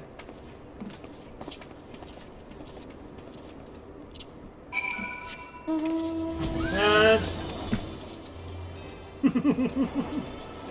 up we go. If I remember right, she means American version of the second floor. Which will be this one.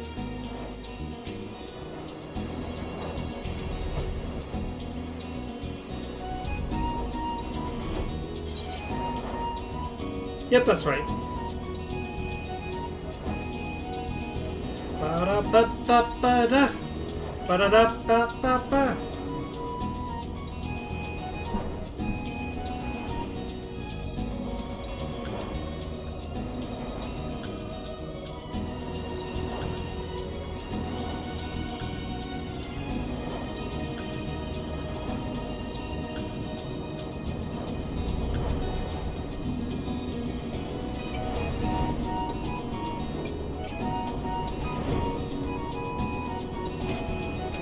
Woo! Oh, I'm surprised I missed that one. I probably only been here once. Not the right spot.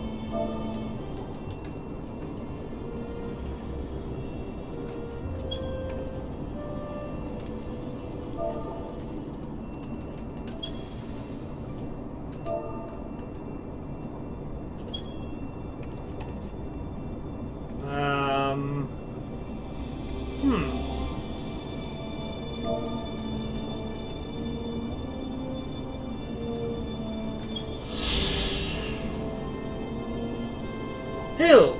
The ancient altar sits in the fiery depths of morn. Once adorned with statues depicting a girl and a dragon. Only the latter survive to the present age.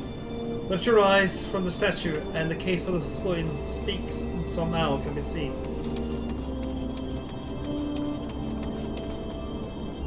Presumably when there isn't a dust storm.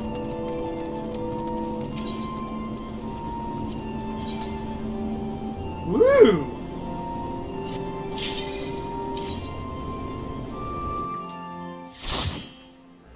Right, we are not cheesing this one, but we are with buddies.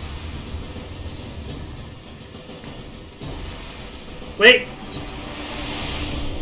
Wait, I skipped a step.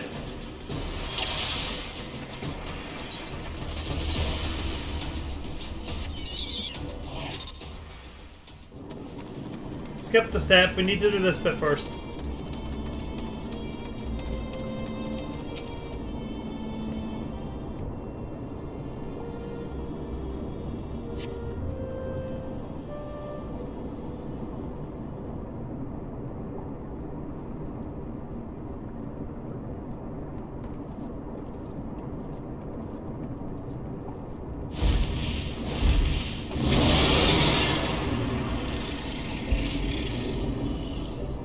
Well done, little one. As promised, I shall open the way to Samal's summit for thee and thy companions.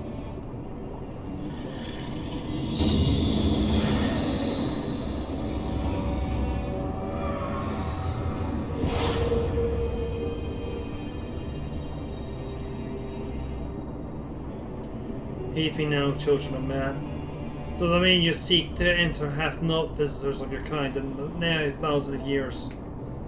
Though I freely grant you passage, your presence will not be welcomed. To my kin, this mountain is revered as holy ground, a resting place both where you and the minions of Midhug during the ascent, for it is certain they shall take great offense at your intrusion. We are grateful for your warnings, gentle Vidonir. My final words are for thee, Dragoon. Now care not to keep the stolen power thou wieldest in check, lest to breed further despair.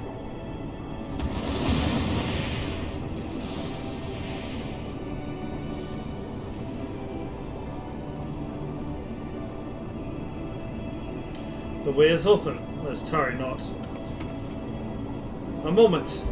Shall we blindly forge on knowing the dangers that await us? The human is seldom said to guard to speak. I do not fear Nikod's consort. Any dragon fool and nush to bar or pass shall fear the sting of my lance. Spoken like a true butcher. Need to remind you that we are here to come parley of peace. Let us be clear, heretic. 'Twas to save Ishgard and her people that I first lent my support to this doubtful venture, and it is for their sake that I go now to speak with Priest Valgar. I said nothing of Tielman. Should the opportunity present itself to rid my people of one of their deadliest enemies, I shall take it. That is my duty as your dragoon. You are beyond redemption. We will accomplish nothing by bickering. If we are to meet with Hraesvalgar, our path leads up this mountain. We shall defend ourselves if attacked, but avoid conflict whenever possible. What our choice do we have?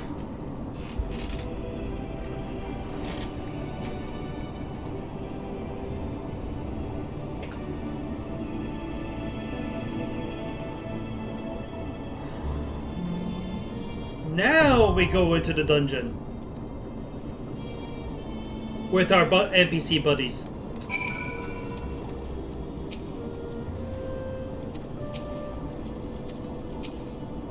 The dragon lost anchors beyond our control. That has learned to sorrow when I unleashed the hope upon Trishgard. I feel the way the Dravinian Rancor are pressing down upon me.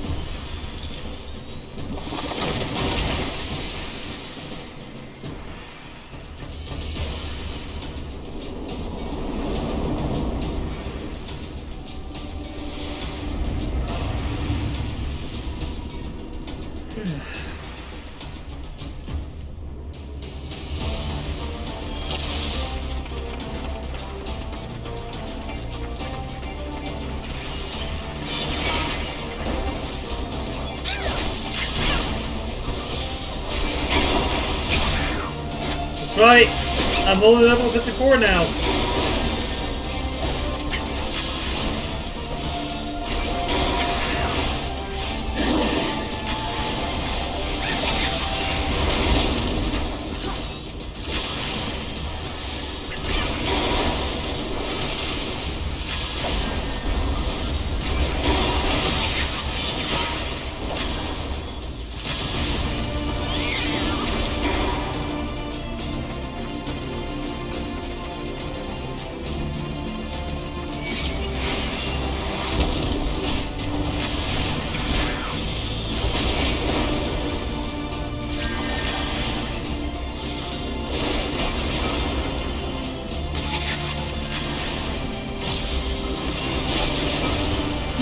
is down.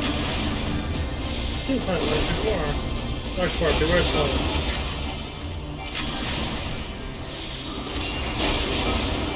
Focus. Release!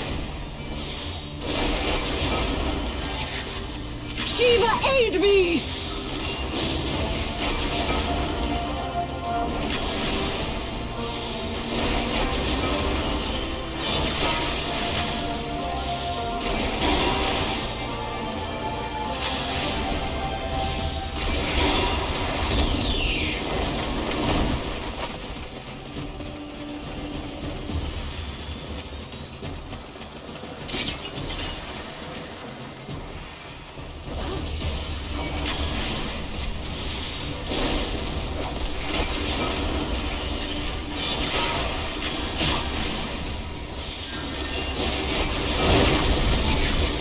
Away with you!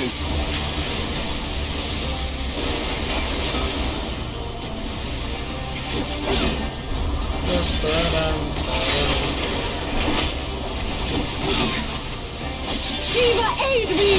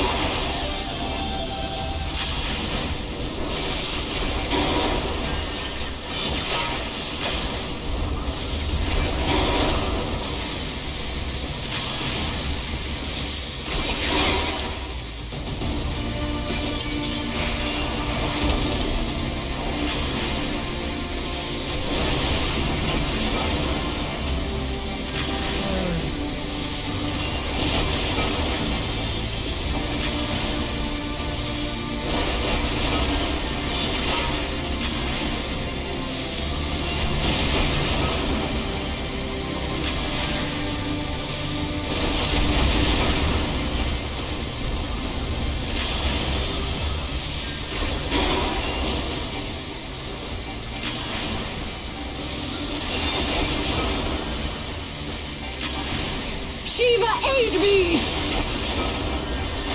think she wants Shiva's help.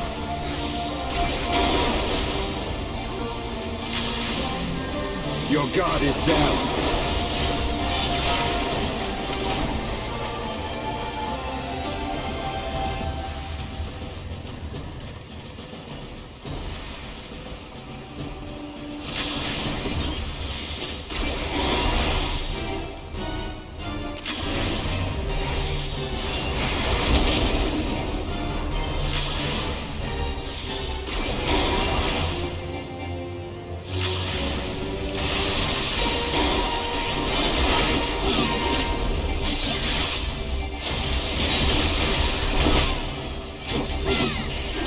My pride!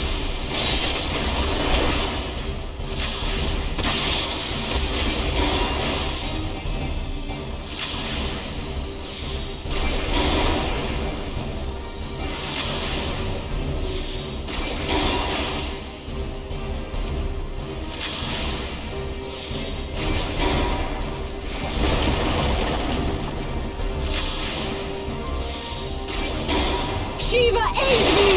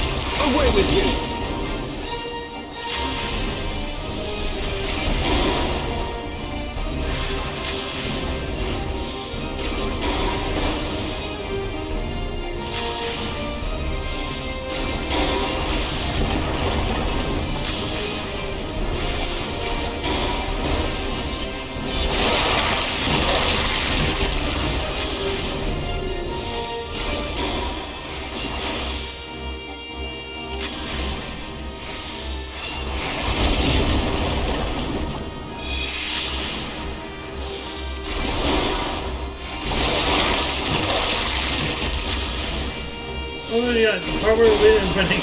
You don't allow. Away with you!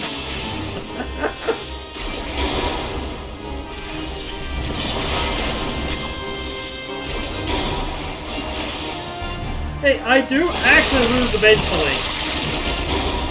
Just not for a while.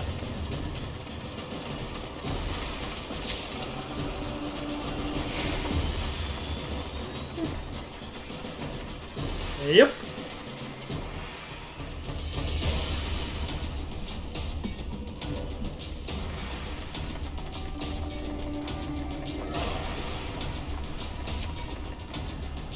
Save.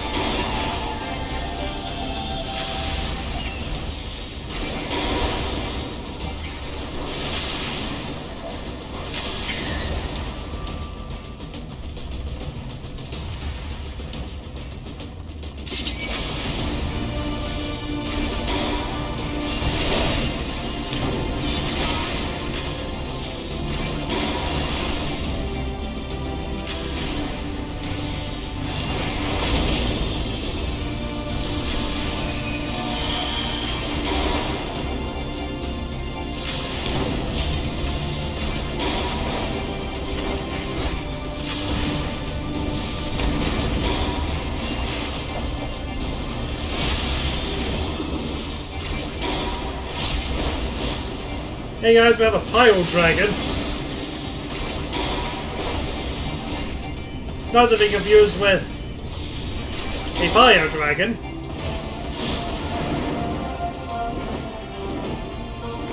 Shiva, aid me! With what?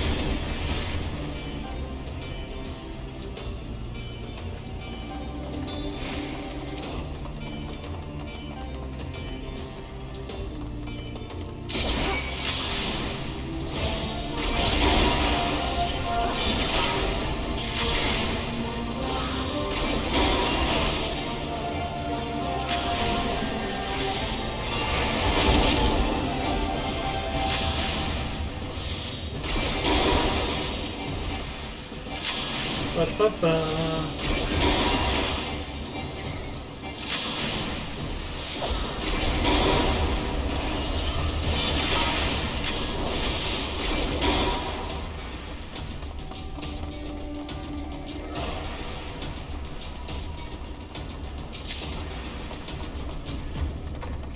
Guys, we're fighting a T-Rex.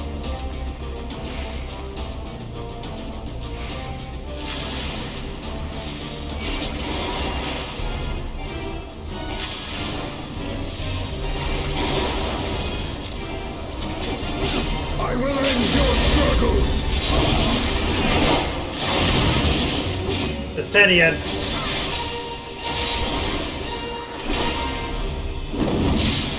Sadly, I don't think we can.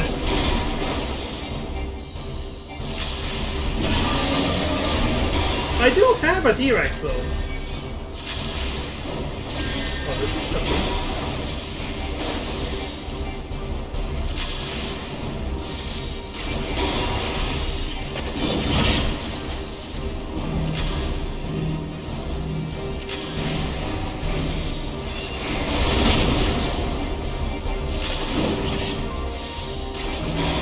Away with you!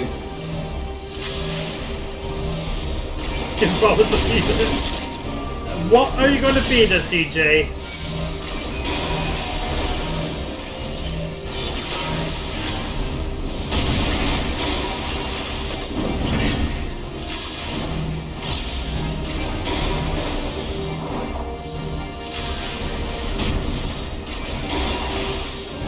Volunteers. Taste my lance!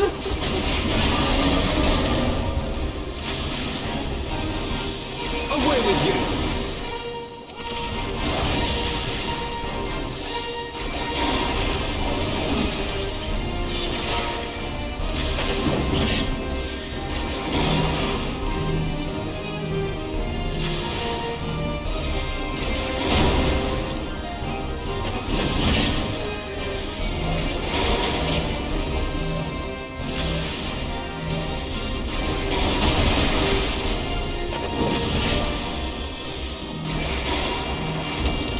Away with you!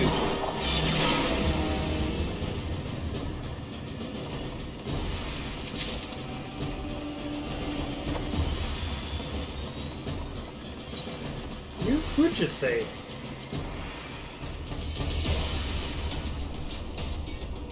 I would like my hat back.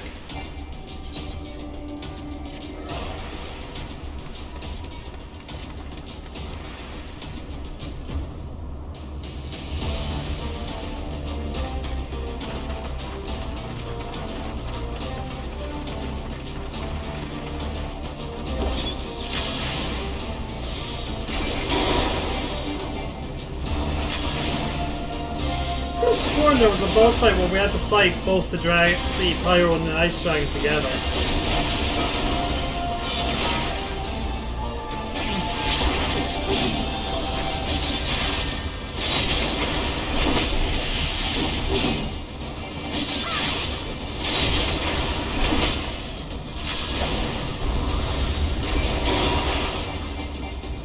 Focus! Release! Guess they changed it.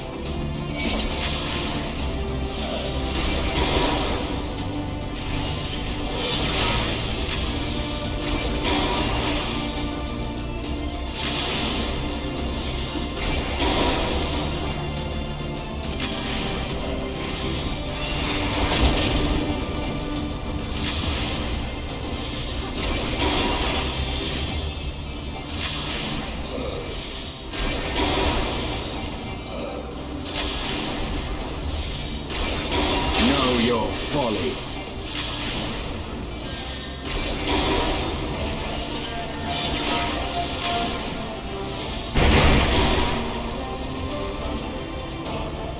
Hello.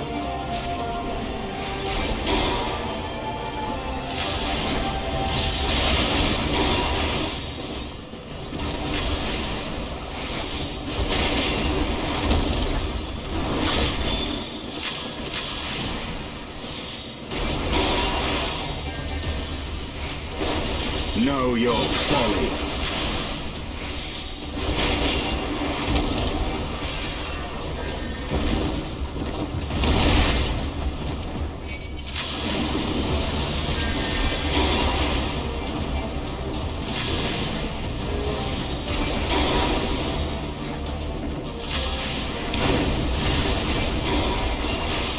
There they are! Away with you!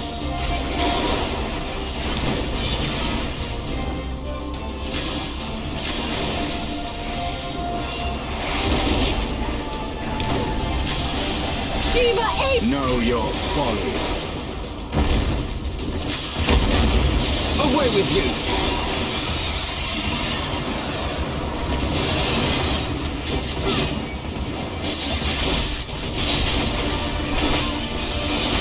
Never mind, they are still here. I just remember exactly where they were.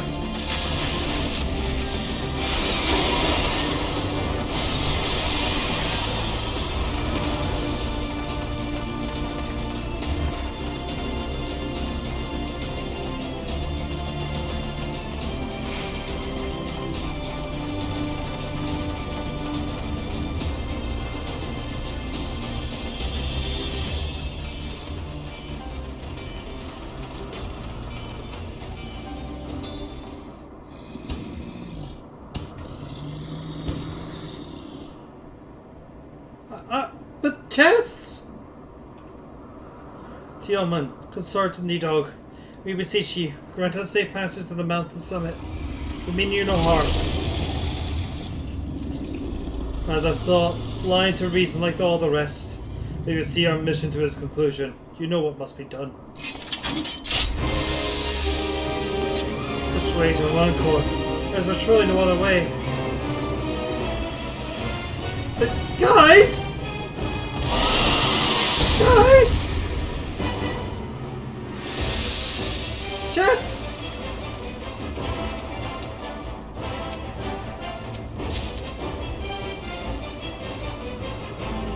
Okay, now we can go fight her.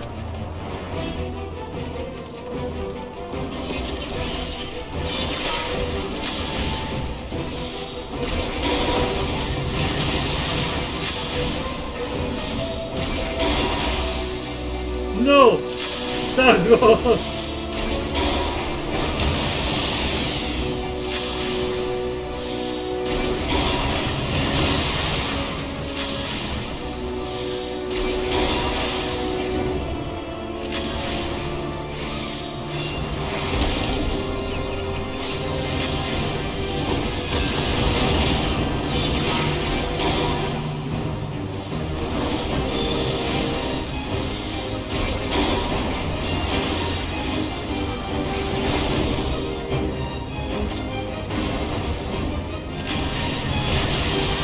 Ow.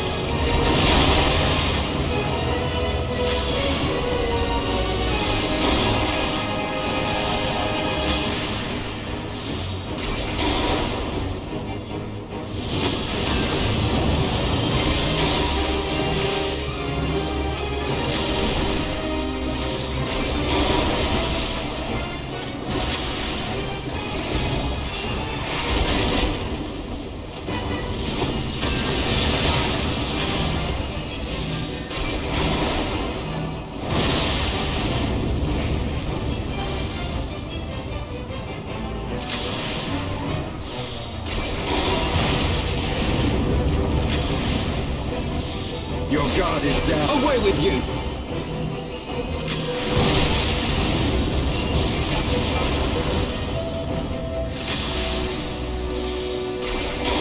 Right, Lightwing Treasury.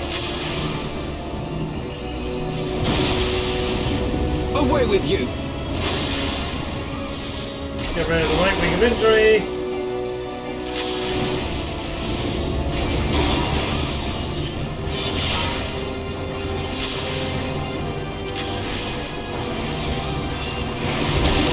I will end your struggles!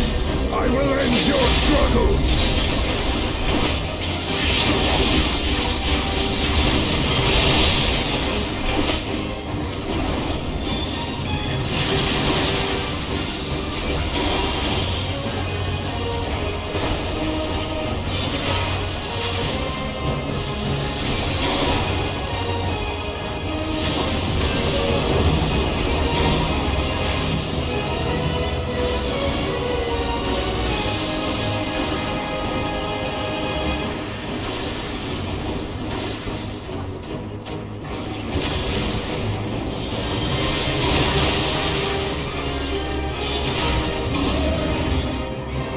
Oh no! My struggles!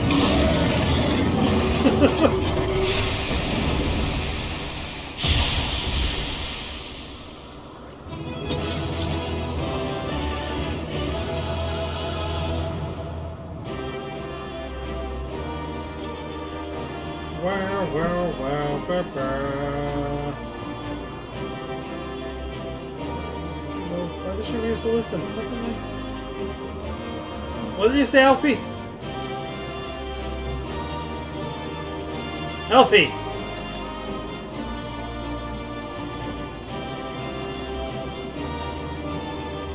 We should go. Stay on the summer weights.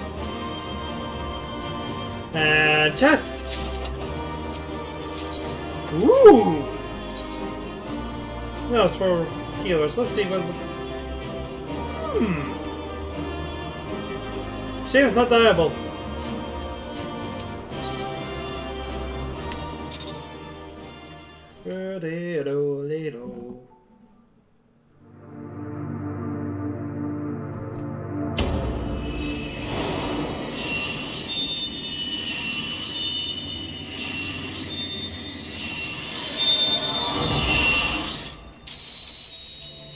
We gained another gummy!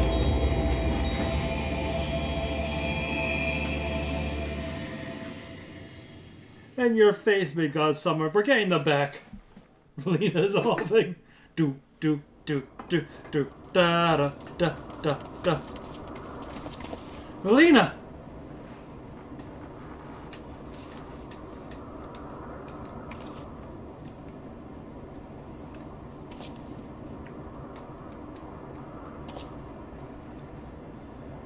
Twould seem Tiamat was last. I sense no other dragon nearby.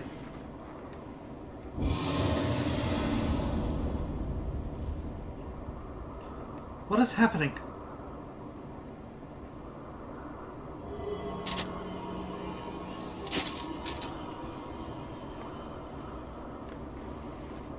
Need dog. He roars. He knows we are here then. His fury bleeds through the eye.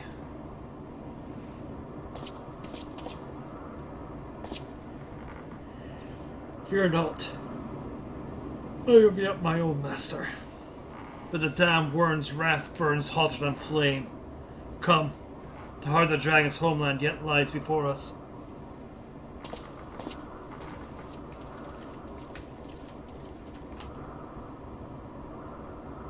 Lest we add another link to the chain of vengeance. O Saint Shiva, when will it end?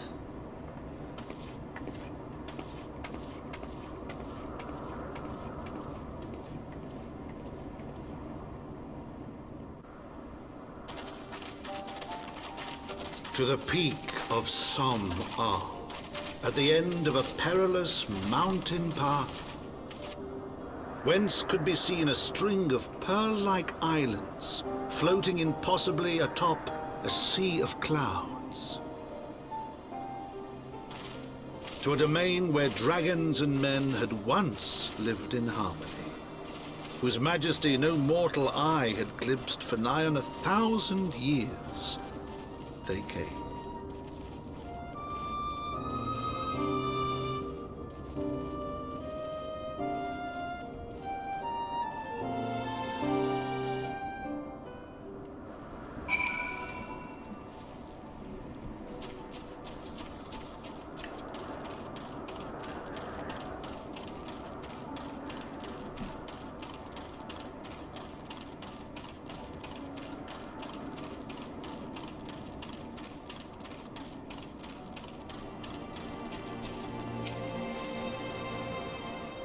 We save for the sacred home of the dragons, beneath the sky of Hishvarkal's domain. Our quest nears its end, Relina. I feel the Wyrm's anger. Hey, welcome back to PC, Darth! We have reached it at last. The peak of Som Al. It's said to be the highest mountain in all of Eorzea. You know. I thought I would call it Cortez, but the air here carries a chill of constant winters.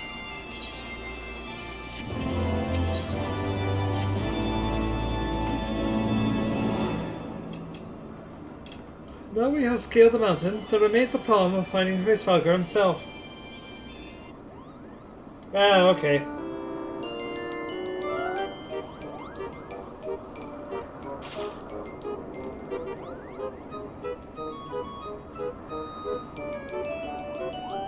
What manner of creature is that?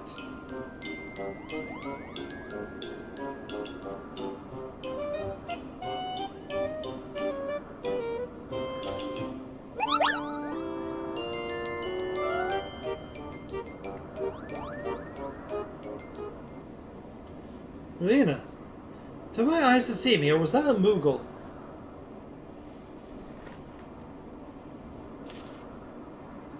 It was my understanding that they only dwell within the Twellswood. It's something they would have expected to see one in the churning mists.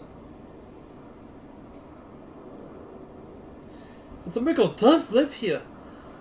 However, he may know what Hraesvalgar knows aches his lair. Quickly, now, before we lose the creature completely. Moogle! That's adopted. I already know what. Use for because the legends are.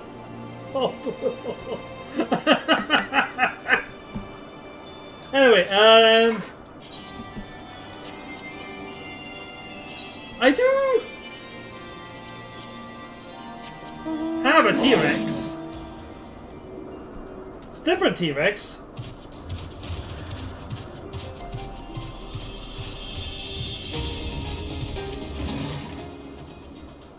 But he's gone. We must find in our search.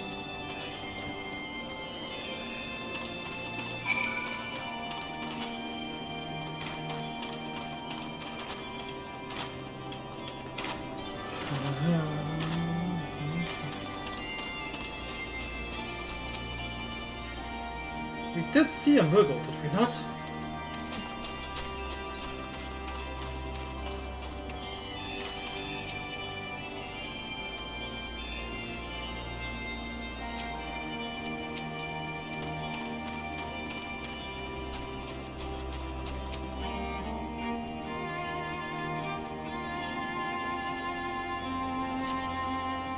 I've heard tales of these Moogles, but this is the first time I ever laid eyes on one. They are rather adorable, aren't they? What? Why do you stare at me so? Can I not find a creature adorable? Why not? My heart is not truly made of ice.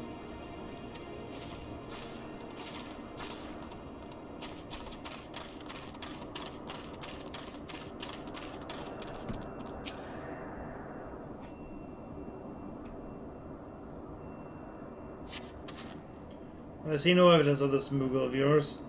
Are you certain it wasn't a trick of the light?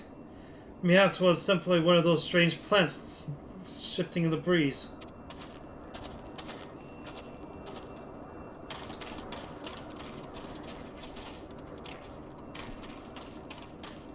Yeah, and that flower just has a giant hole in it for no reason.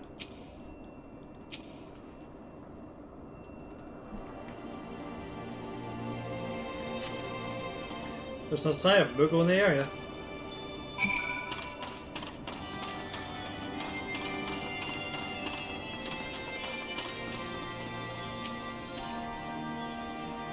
I am sure I glimpsed the Moogle fleeing in this direction. Could it be concealing itself with magic?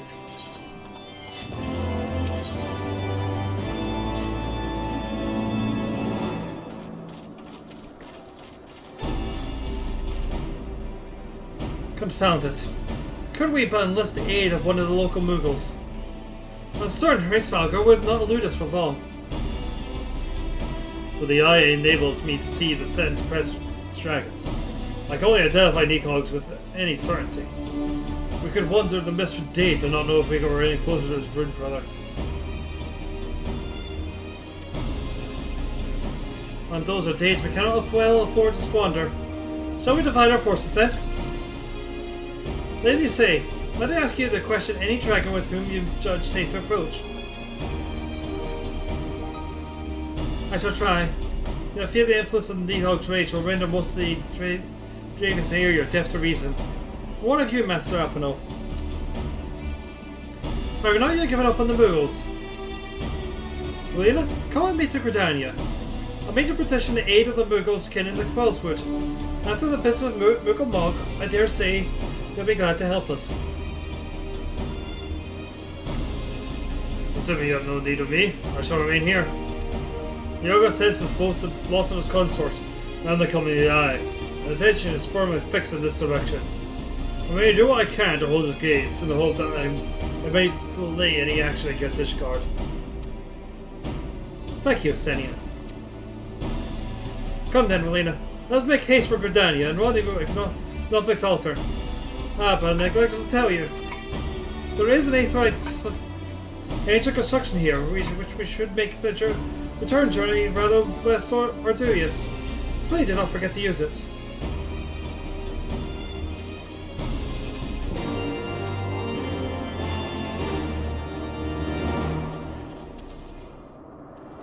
I think some people forgot to use the Aetherites. There's a lot of story prompts about them.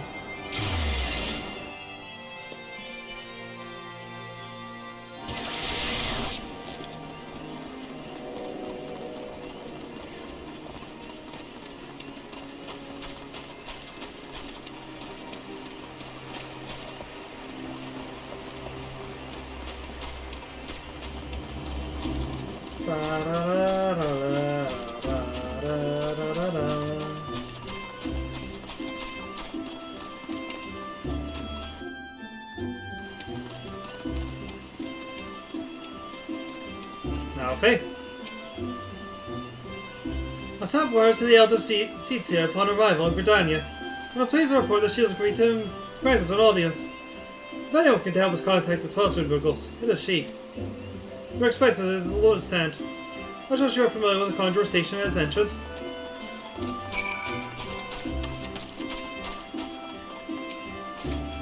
That's easy to reach.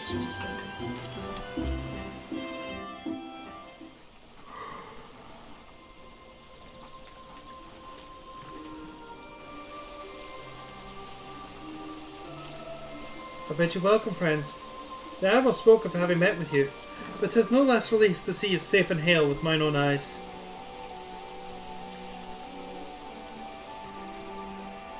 We humbly thank you for agreeing to receive us upon such notice, my lady, and for all you have done for us in our absence. Would that were solely to express our gratitude that we come to pay you this day. Alas, the ties of battle will yet dictate our coming and goings. Other seats here, we beg your wisdom in a matter that may bring an end to the Dragonson War.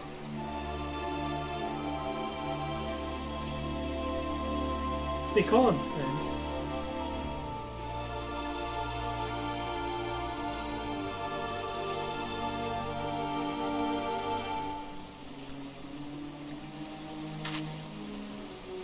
I see. So you seek a means to contact these Muggles of the Churning Mists. Kupo! I say Kupo!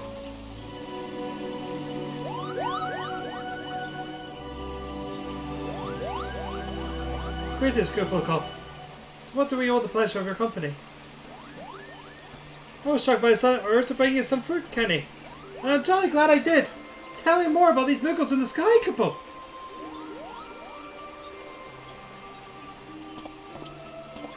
I would gladly tell you all I know, but amounts of precious little. May a Calder Moogle high in the clouds of Dravania, and I hope that you and your kindred in the Twelstone might agree to facilitate a meeting.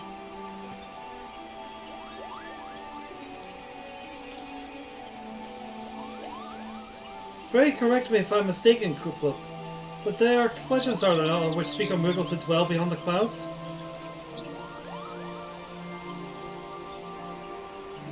Indeed there are, Kupo. Long ago, back when the world was still young. They say my ancestors served the gods up in the heavens. Of course, that was before their masters took to the bickering like those spoiled children.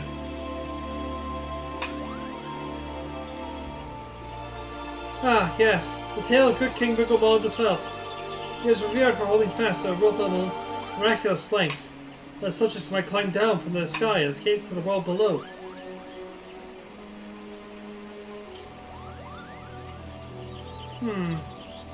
Ignoring the more fanciful aspects of the tale, I would feel that Kuplo's ancestors hail for the Turning Mists. Given how long his kingdom resided in Twelfthwood, it's probably possible the details of their history have faded into myth.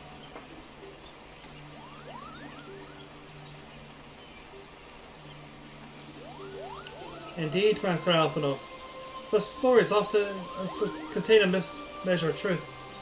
Just like the Muggles of the Turning Mist tell similar tales of the world below. I can well imagine why the one you encountered fled at your approach. Oh, fleeing second nature to us. We often hide when the larger races come tramping through our forest. Of course, where there was one year ago, there's bound to be more. Good pull.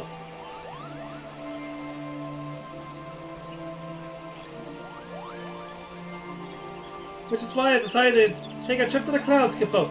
You surely won't be afraid to talk to me.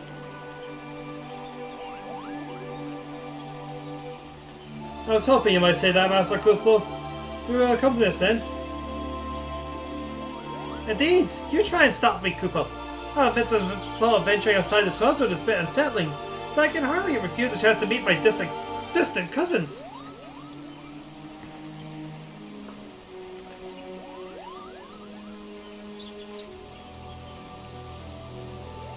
If you will have me, I too will accompany you in this venture and leave my voice to your cause as an ambassador of Britannia.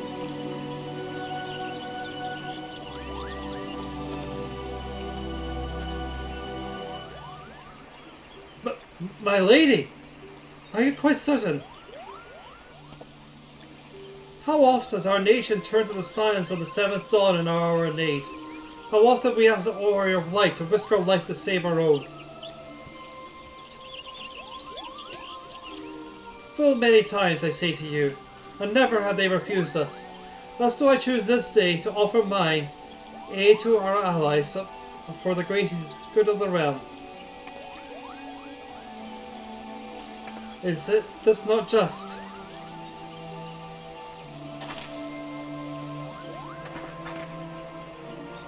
A most unexpected and most welcome offer, Elder Seer. We would be honored by your presence.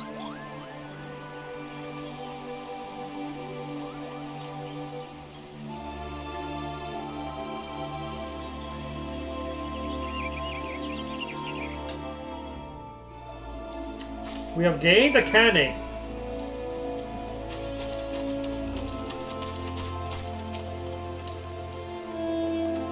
Pray return to the summit and inform our companions of these developments. I will serve as the Elder Seer's guide on the journey back to Somhal. It being a path I have already trodden, I do not anticipate any great difficulties. Besides, we shall have the Elder Seer personal guard to escort us.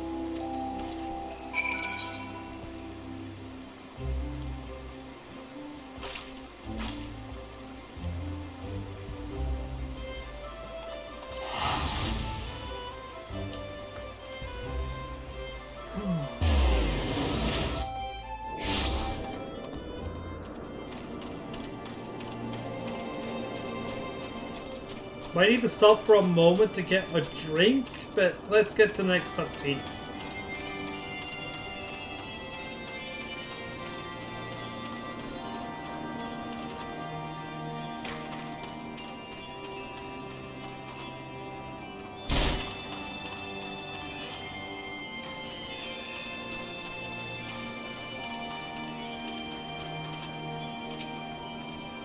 Ah, Felina, you have returned. How fared you in Gridania? Well, and I hope. His Falconer's whereabouts yet elude me.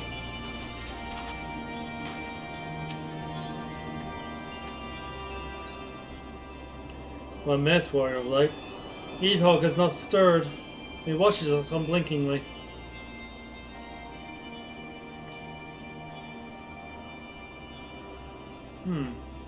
The Elder Seer herself answered your call. There is naught to do but wait.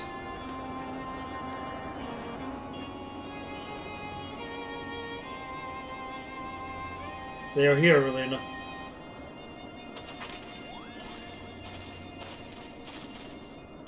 Greetings, my friends. I'm happy to report our journey was mercifully uneventful. Devoid as the road was of Juvanians, to see the dragons have abandoned some home for the Turning Mist.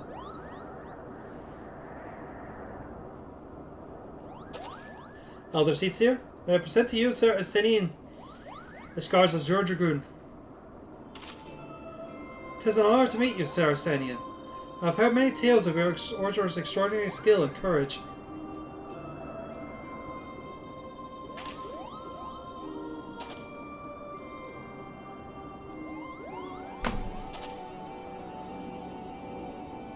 Friends, I feel only right to inform you that we are not alone. The Mughals are all around us, even as we speak. And I should imagine they are more than a little concerned by the horde of strangers that have descended upon their home. Perhaps now would be an opportune moment to introduce ourselves.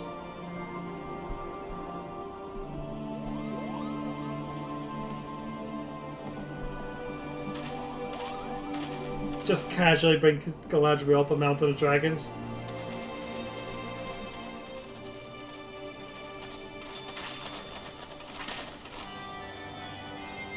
This should serve.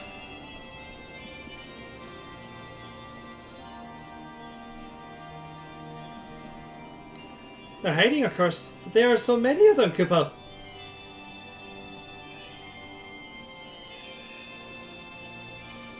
I am Kani Sana. My companions and I have braved the long road from the Twelswood to share words with you. On this occasion of our first meeting, we bring an offering of light and wind.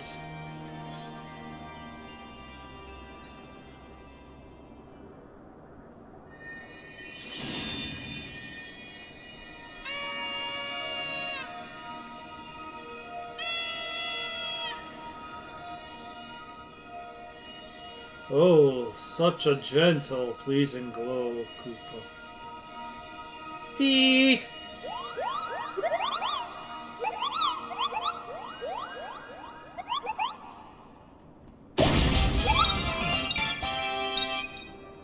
I am Moglin, the chieftain of this Mughal clan.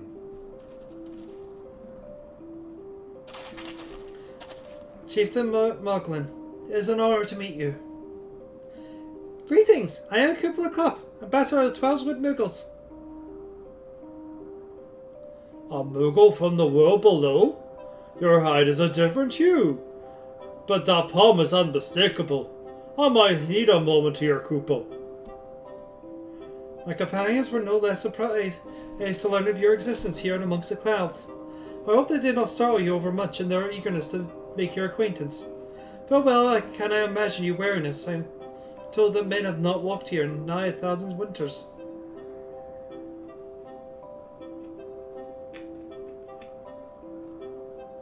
Mayhap you will forget them for their forwardness. When I untold you the great matter which first brought them into your midst, my companions crave an audience with the great worm Haysvalgar, that they might negotiate an end to the war twixt man and dragon.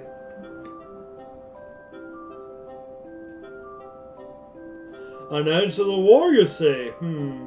I trust you, Kani-sama. The light of peace shines bright within your soul. But I'm afraid the same cannot be said to your friends. To be plain, we did not hide because they were the first of your kind to be here in 1,000 years. Well, not only because of that. We hid because of the smell of dragon blood.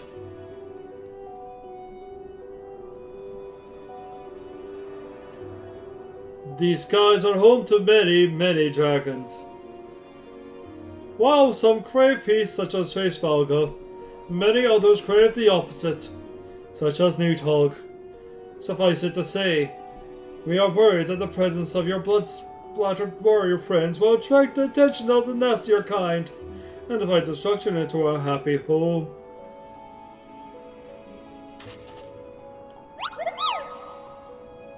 Now just a moment, chieftain.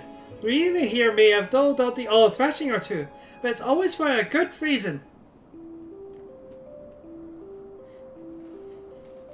She is a champion of the Twelswood Mughals, and now here her good name, not her good name slandered. Now, Ambassador, let's not ruffle each other's fur. I shall of course take your testimony into consolidation. If I may, chieftain, there is little room for trust with strangers. Might we not take this opportunity to learn more of each other?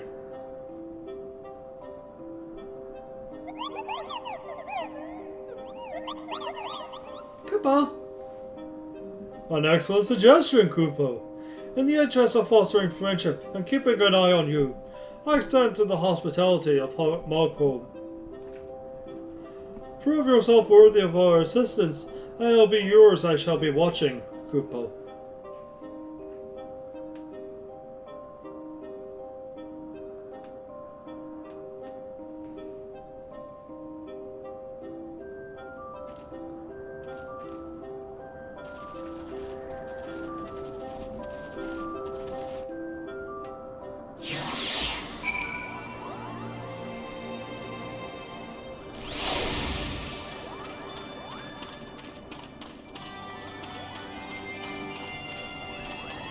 Right.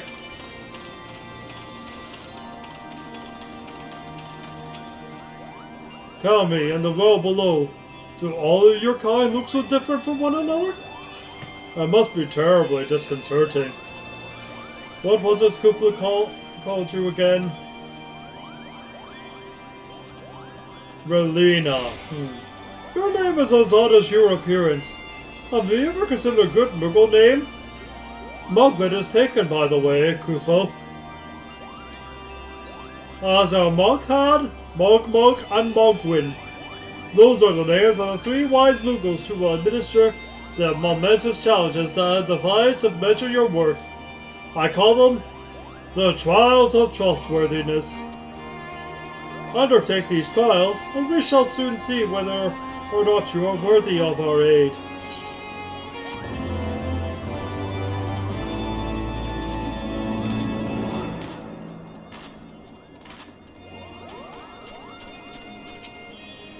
This is our cousins in the Twelsmith. These Mogholm Moogles excel in the manipulation of ether. There are few who could detect them if they chose not to be detected. Okay, I am going to get myself a drink real quick. In the meantime, we shall dance in the Mogholm.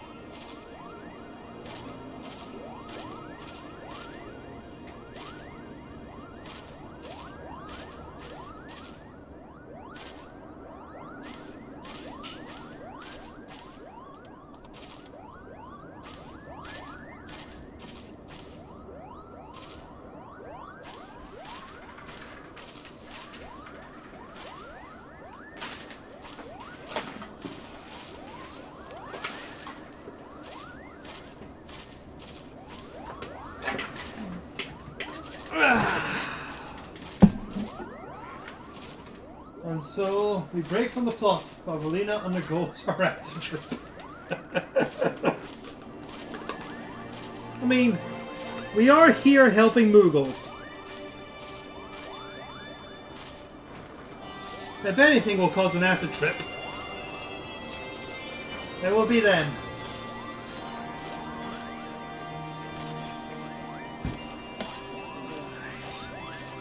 Put you guys there.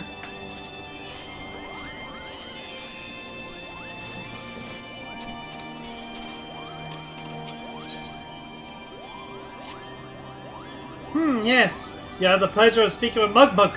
I know, I am the fluffiest, most enchanting creature you've ever laid eyes upon, Skippo. It isn't easy being this adorable.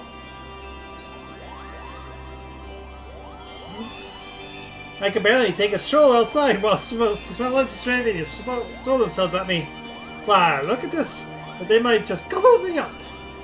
In any case, fleeing their overburdening population was growing a bit tiresome. Your trial, madam, is this.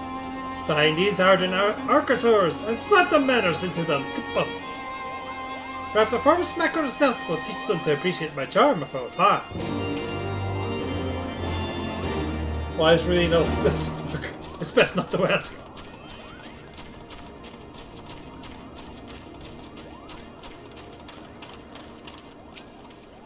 The dog's final travels to bring us to Bugle Village. One of similar settlements are elsewhere within the Chelswood. Oh, too early.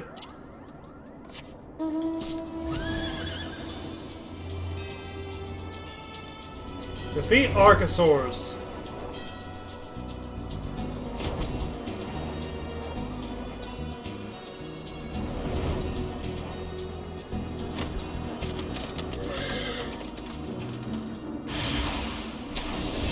Alright, right. This was a fool.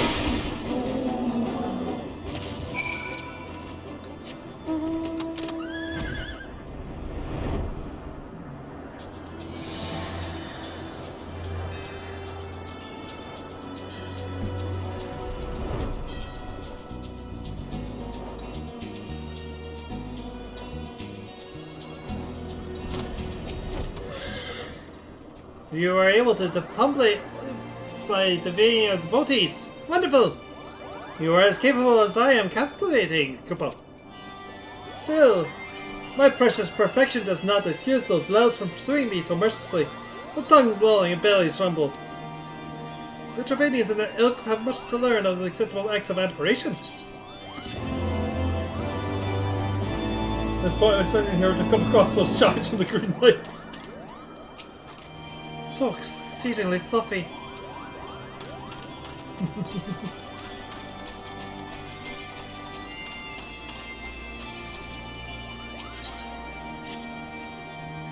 Mark Wenson, Dave and art is my game. When it comes to painting, there are none in Malcolm who can catch my talent with the brush Koopa. I know where you come. Chief Bucklin has demanded that I test your trustworthiness. But as I trust no one to great art that will satisfy me, I will instead charge you with retrieving a masterpiece I seem to have misplaced. I was ambitious and no bit of work. Guaranteed to fetch at least 4 Koopa nuts on the open market. You must find it. Question the masses. Sure, a pebble painted with such vibrant colour and unmistakable panache cannot escape the notice of every muggle and muggle.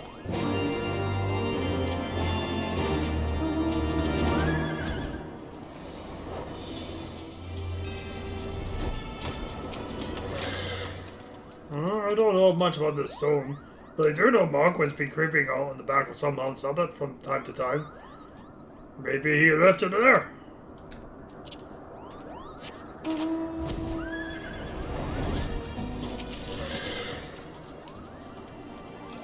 Master Mogwin has replaced his masterpiece couple? Oh, happy day! If I am the swifter in fighting it, I will serve assuring you and Mogwin for the fee. Price of a low prestige. Honestly, who has 4 Koopa nuts just lying around to spend on such luxuries?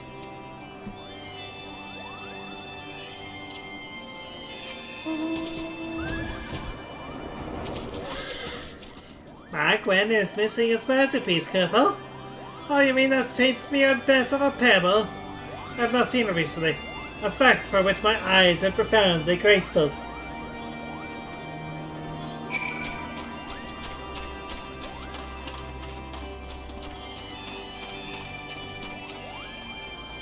Well, what did you find out, Kippa?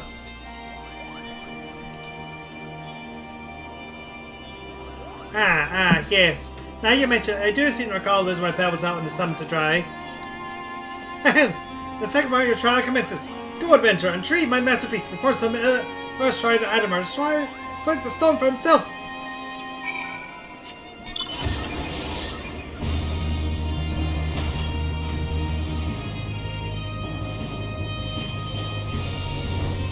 I misclicked, but I'm okay with this.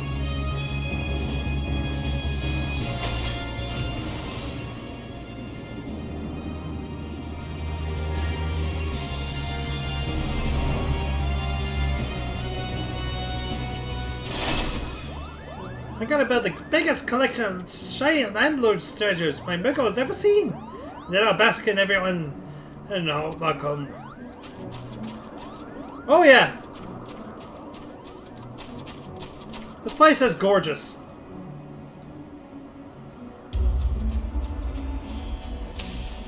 Found it.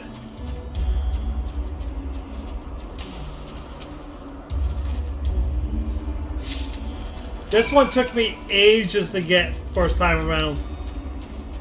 Because I couldn't get up here. But now, I can fly!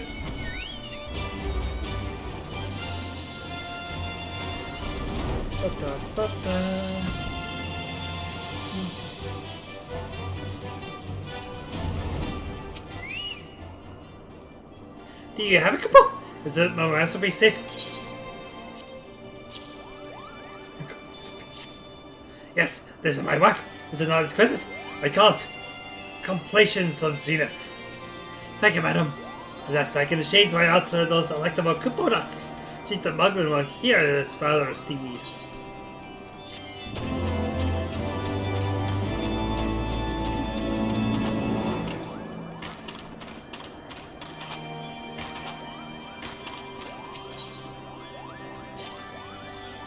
Hello? Yes, I am Malcolm, the foremost alchemist in Malcolm, if you must know. If your tummy gloopy or your wings are droopy, I have a potion to fix that. Or if I were to keep running out of ingredients, luckily you're here to do my chores, trial. Yes, come forth, my dear adventurer, and finally pluck these sprigs of cloud's breath from me. You'll find it blooming near the entrance to El Throne. It's not the safest of places, so don't let yourself be too distracted by pretty flowers, Kippa.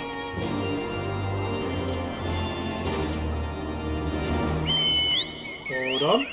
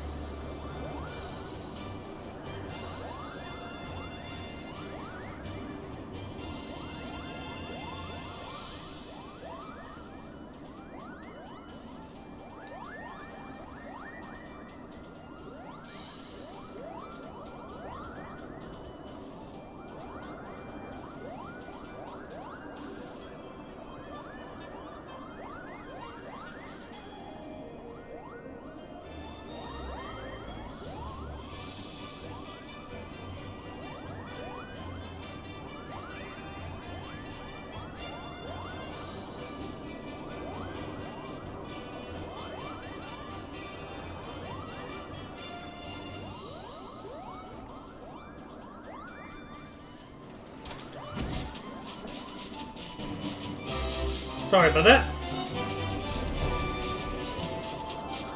D&D stuffs.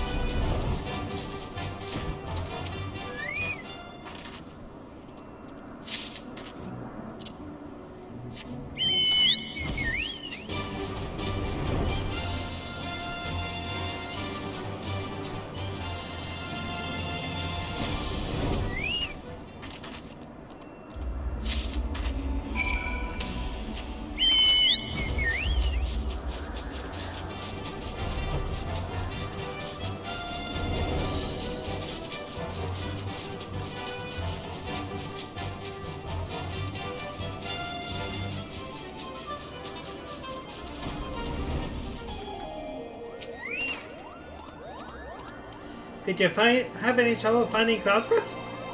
I do not need... You need it quite urgently, you know. Oh yes, these are perfect, Kippo. Now I am making ingredient for my palm tonic. Speaking of which, how are you feeling, miss? Should you ever feel your palm losing its bounce, then I'm your Mugo Kippo.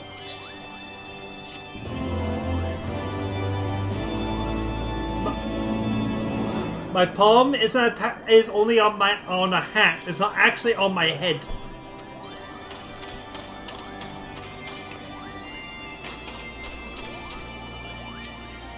I don't expect our travels to bring us to Mugo. Same thing. What's going on over here, Estanian? If you're to take these ridiculous flying rodents.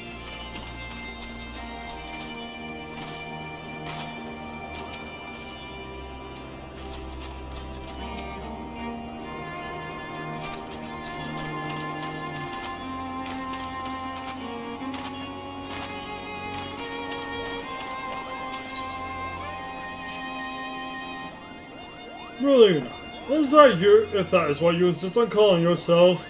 You have completed the trials of trustworthiness administered by the Taskmaster Mughan, and Mugwin. During these gruesome tests of character, I closely observed your conduct as well as that of your companions. And I have decided, Kupo, gather your friends before me now so that I need not repeat myself needlessly.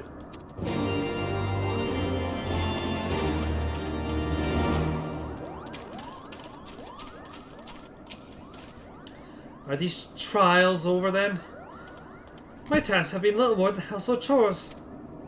However, also likes not to grant their aid to the working as like a pack of chobos. I shall demand a compensation of coupon nuts for our principal. But I hope it will not come to that. Let us hear the chieftain's verdict, shall we?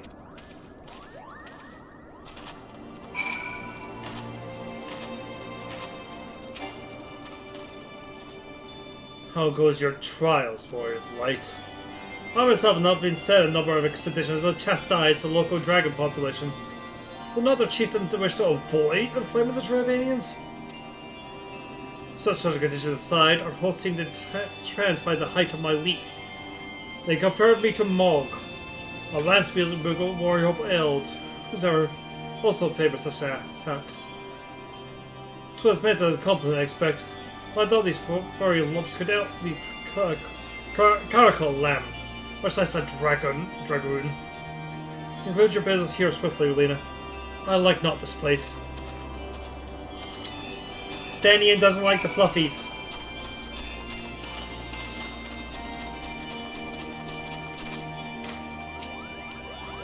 We've become such friends, Koopa. My Moogle cousins love to sing and dance as much as I do. Just the Muggle has come to this decision, has he? I suppose the bear flung over to him.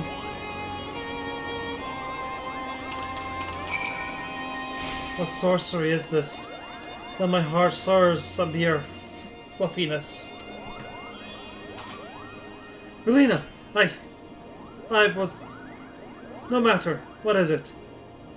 Chieftain Moglin has made his decision. Well, let's keep him waiting then. Fluff, fluff.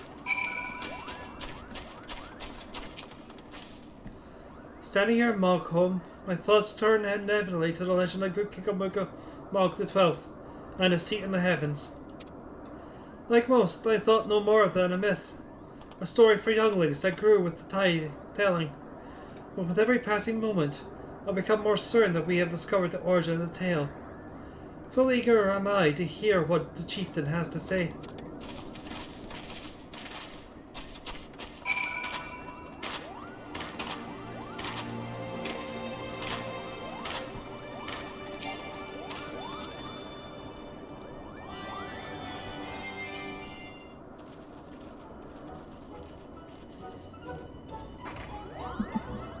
Never have I seen such determined workers, Kupo. It would have taken us moons to complete these dirty chores and niggling errands.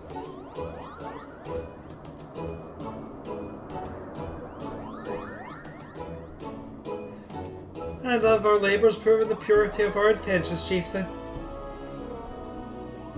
Without a doubt. In fact, there are never really all that much to be done to begin with. You were already friends with a fellow Moogle. But you see, before any meeting with Race Falcon could take place, certain preparations needed to be made. And what would way to keep you past the time than by having you perform all the tiresome tests that no one ever wants to do, Koopa?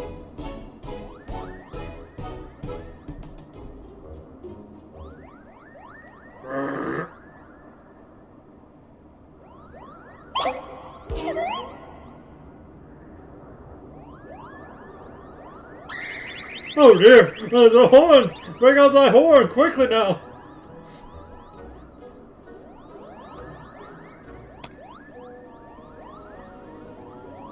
We blow on this wondrous instrument whenever we wish to speak with the great worm Koopa.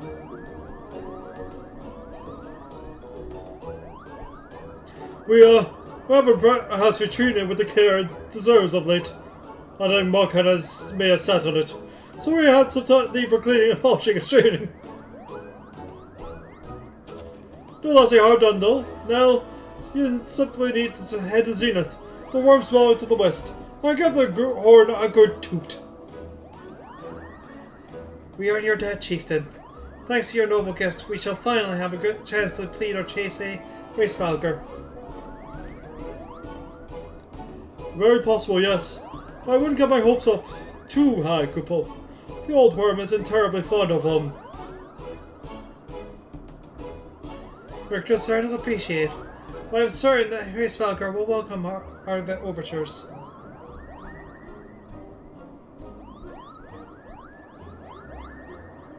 Should we ever arrive at his lair, come.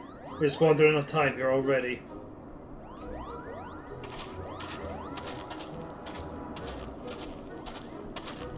Yep, the edgy boy don't like it here.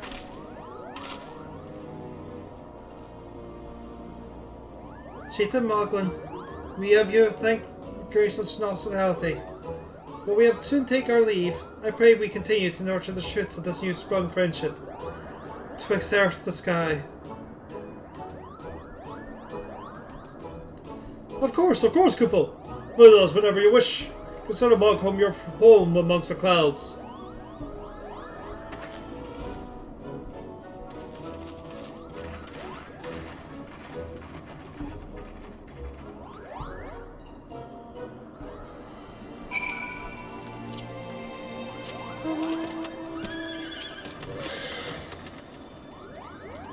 Thanks for the help, Koopa. I doubt I would ever have found time for all those rotten chores. Hey, it wasn't my idea. If the chieftain had spent a little less time sitting around, a little more time chieftaining, things would never gone so messy in the first place. And he was the one who sat on the horn, by the way. But now all the errands have done and the horn is fixed, so all's well that ends well, eh, Koopa?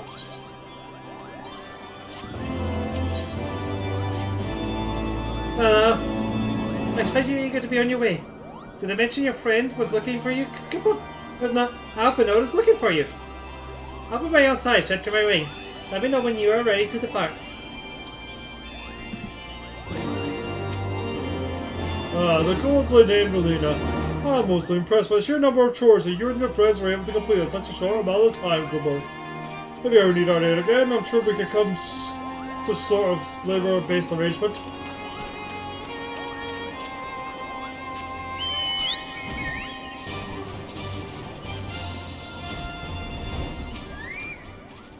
Though our labours and new friendship blossomed.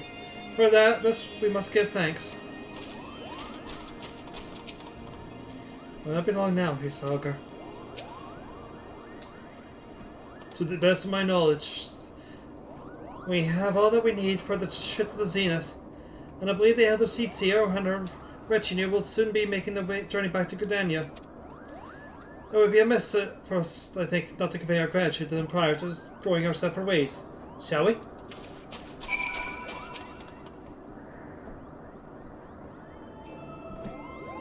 Alphinaud, Relina, I do humbly thank you for what has been the most enlightening experience.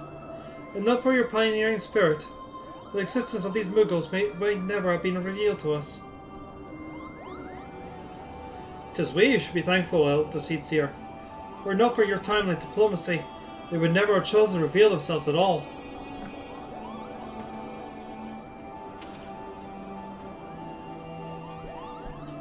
It was your presence, Kuplo Cop, that ultimately won us their trust. You must have taken great courage to complete the sanctity of the 12th route, and we are exceedingly glad that you did. It was my pleasure, Kupo. I have made so many new friends and have so many fantastic tales to tell my King's Book goes back home. And it is time we must now return. May you ever walk in the light of the crystal, my friends.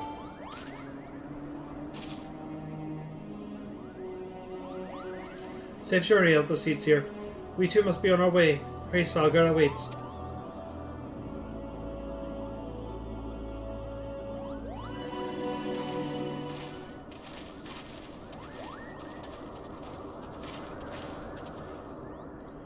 Warrior of Light, pray tend closer to your companion Sarastenian.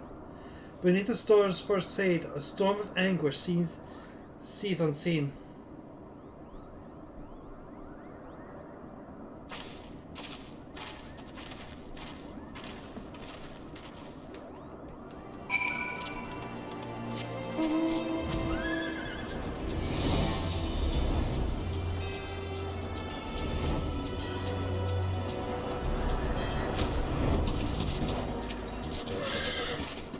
Enough talk, let us leave this ritual place behind us. Because we're the Hraesvalgar, the higher must first rise. It is I who am related, or Saint Shiva. Have you said your goodbyes? And dabbled away your tears, Kupo? Well, we are indeed ready to go.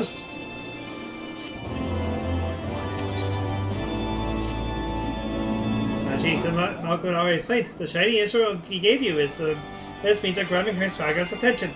I'll come along and show you the way to the Zenith. This place is big, and where you need to get below the horn. First things first, we must make for Asha.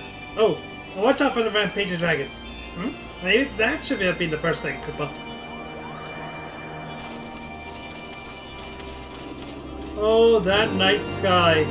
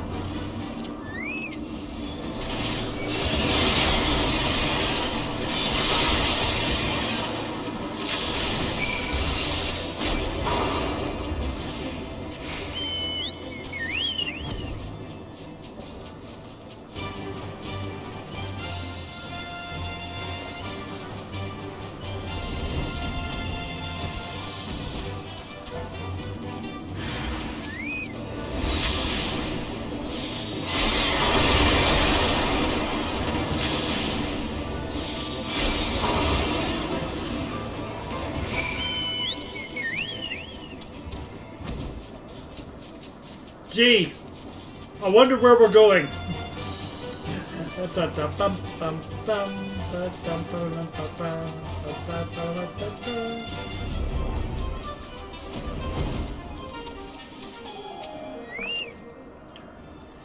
Things were a bit bitey for a while there.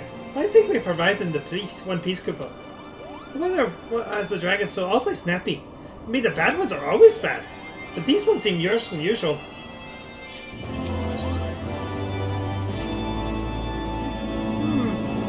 We may have a small problem, Kupo. When the winds are high like this, Hraesvalgar invariably abandons his lofty perch and heads for the lands below to hunt. Have you tried blowing the horn now? I doubt he'd hear it. I suggest we stop at the clearing up ahead and rest until the wind dies down.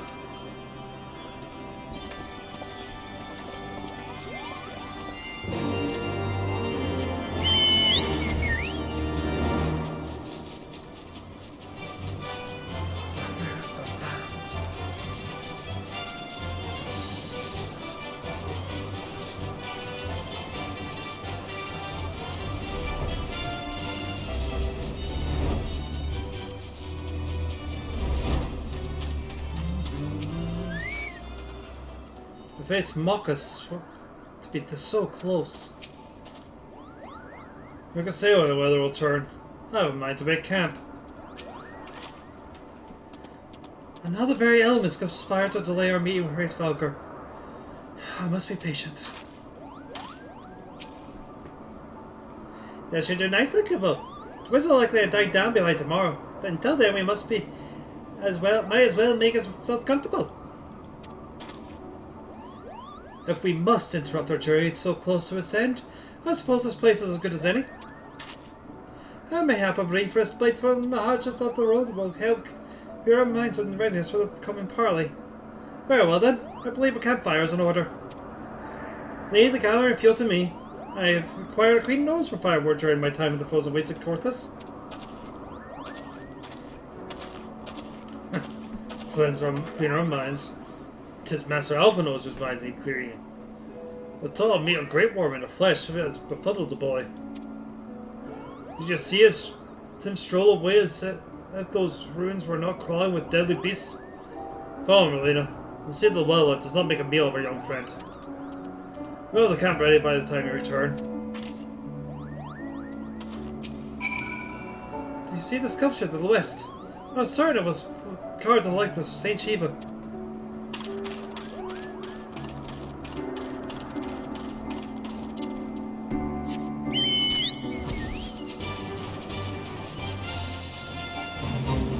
Yeah, I can see it.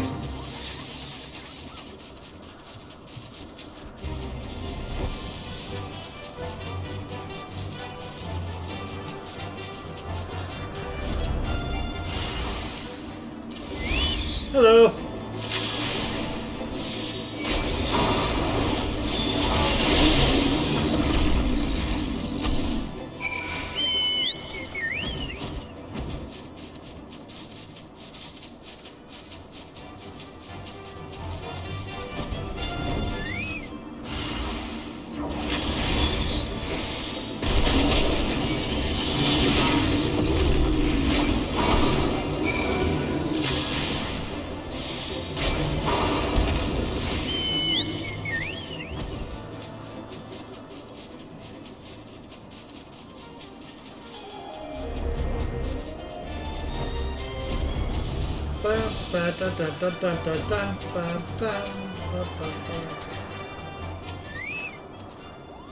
I see. I was right to worry about the boy's safety. Once Alphino returns with the wood, we shall see about supper. The ice queen has filled a pot with what looks like stew ingredients, ready for the fire.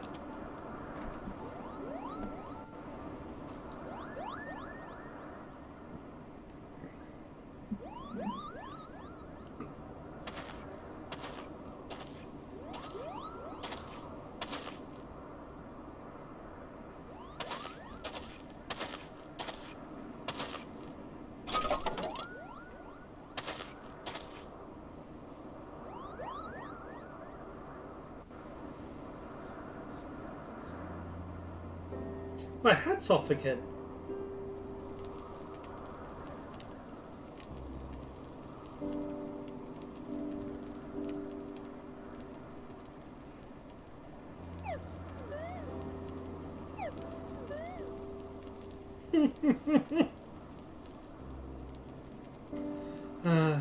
Few things compared to the simple pleasure of sitting beside a crackling campfire of one's own making. So speaks the great explorer. Until recently you wouldn't have recognized firewood if it came with kindling and a flint.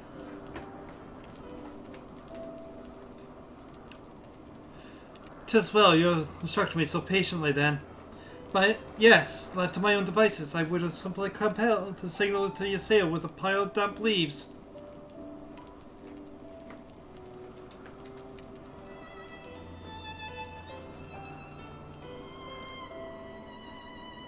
I was born the pampered son of a Charlene dignitary, while my twin became the youngest student ever to be accepted into the studium. How proud I was to match wits with the scholars and philosophers. How ignorant of mine own shortcomings. That hubris invited manipulation and betrayal, and led to the downfall of the Scions. We are all of us guilty of similar ignorance. How many men lay down their lives, never knowing which it is they fight for, never questioning which they have fought to believe.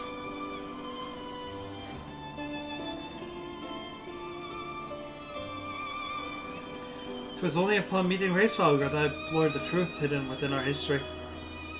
Were it not for the chance encounter, I would never have vowed to tear down the Holy See and expunge the falsehood for which its fans the flames of conflict. I would have lived and died in ignorance.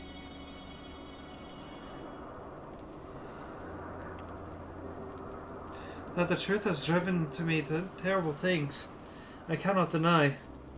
But I would rather sin in the pursuit of peace than I imagine myself virtuous for perpetrating a needless war. If this journey has taught me anything, it is the importance and difficulty of holding to one's convictions in the face of failure, and striving always to replace one's ignorance with knowledge.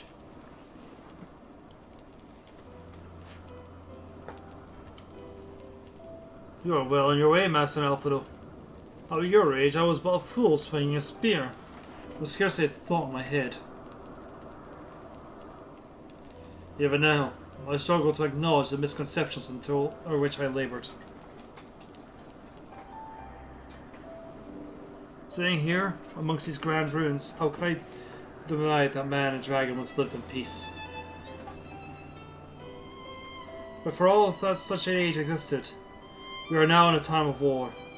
Nikol killed my family, and no quickly history will exonerate him. I may be ignorant of how the Dragon Sword War began, but if we do not put an end to the conflict now, I can say for certain that it will only breed more vengeful souls such as mine.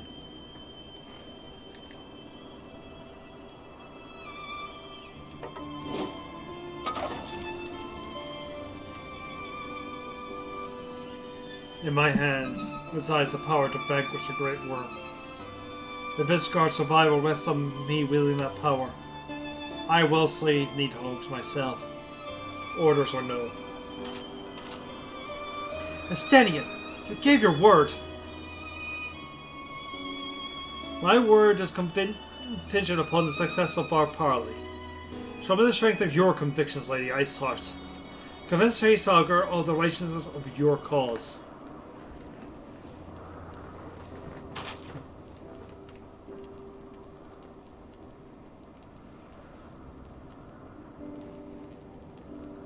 Doubtful not, but I shall, Dragoon.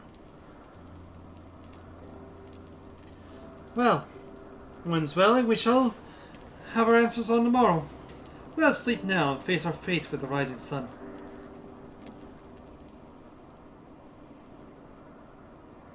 I'm sorry for keep noticing it, by the way. It's just so rare to see them actually take my hat off for a cutscene. Even when it actively makes sense to do so.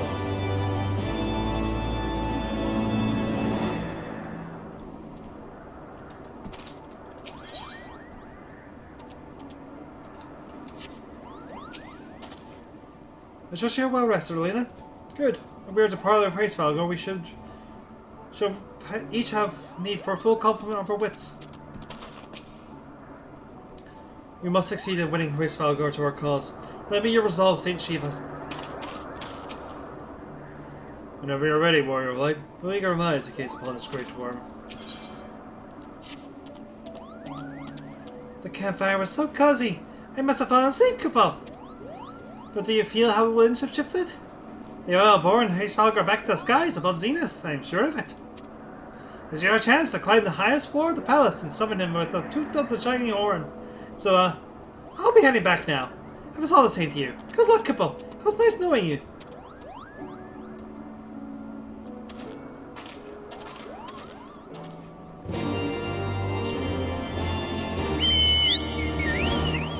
There's a scent.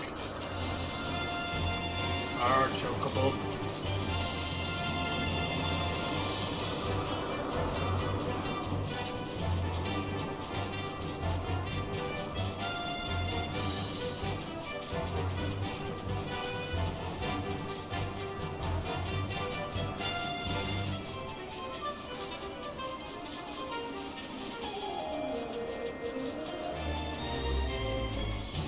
Bam, bam, bam, bam, bam, bam, bam, bam.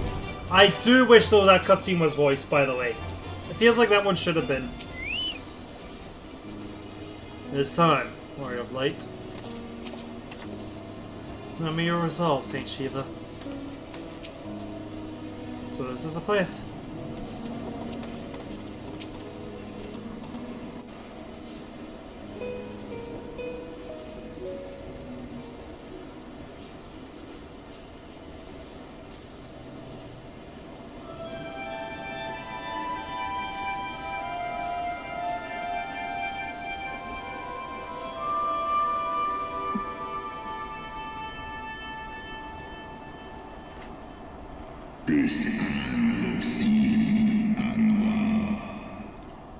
Mortalus, why do you disturb my solitude?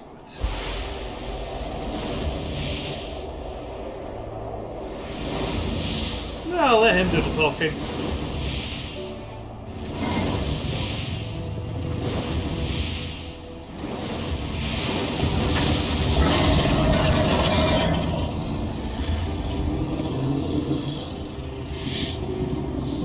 Grace Velga.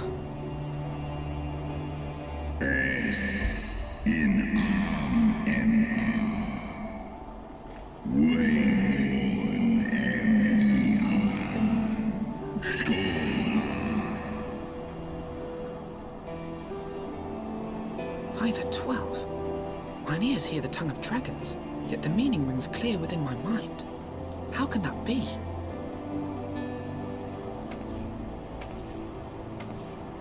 Racevelga, do you not remember me? 'Twas I whom you found in Dravania. I who glimpsed the truth. The truth about your past. About Shiva.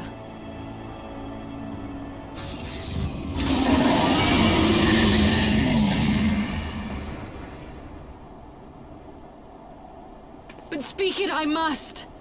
I have summoned Shiva's soul from the beyond and offered myself as her vessel. She has made her heart known to me.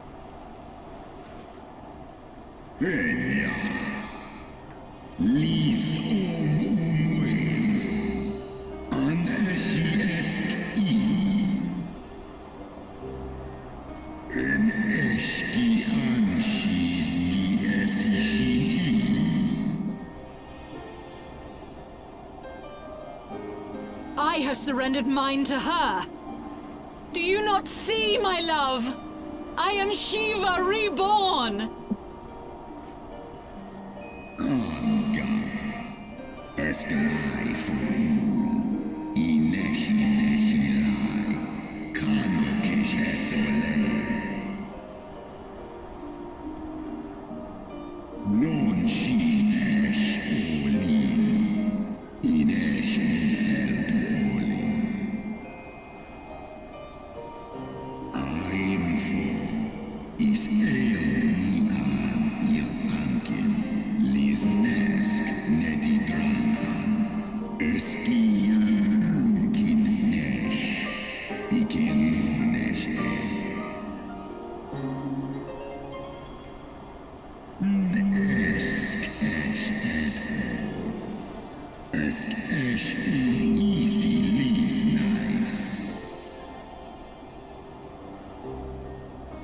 Then the spirit that answered me.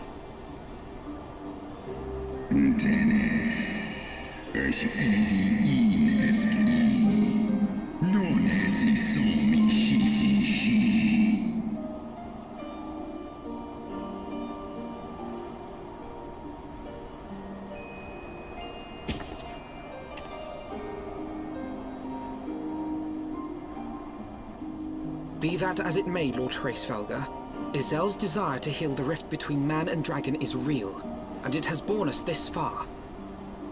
We would spare both our kind and yours the ravages of this senseless war. Pray join your voice to ours in a call for peace and forgiveness.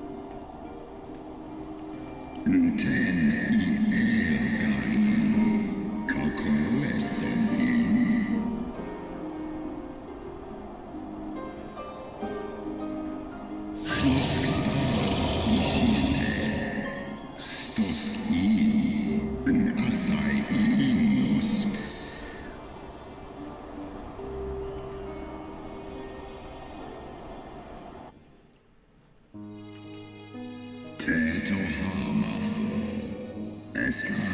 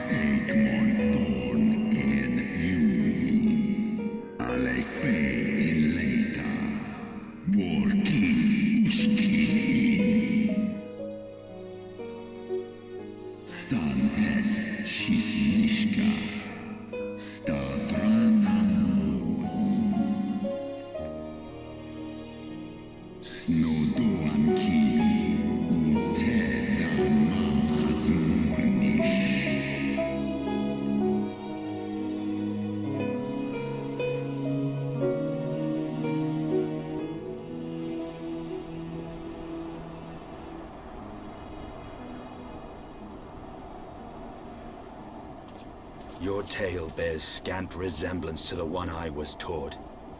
How convenient that it should absolve your kind of all responsibility. But tell me, Dragon, why should I believe your version of events?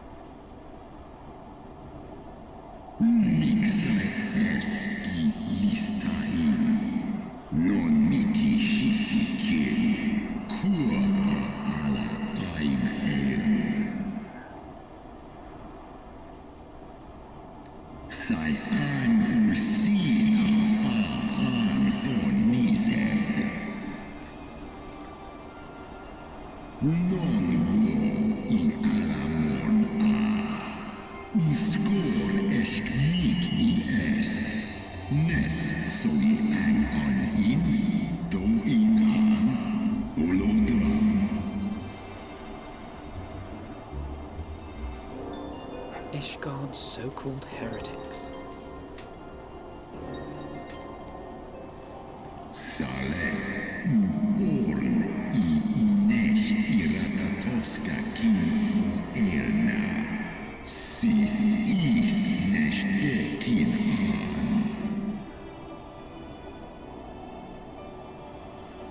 Then, the seed lies within us.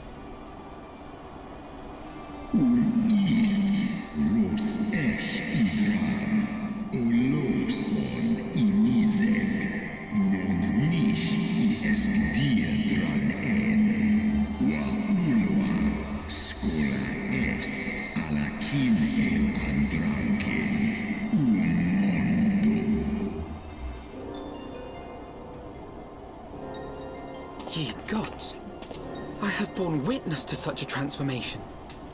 Looked on as a heretic assumed the shape of a dragon. I imagined it some manner of Dravanian enchantment. But if any Ishgardian, regardless of allegiance, has such potential within them, 12 forgive us. To think of all the dragons we've slain!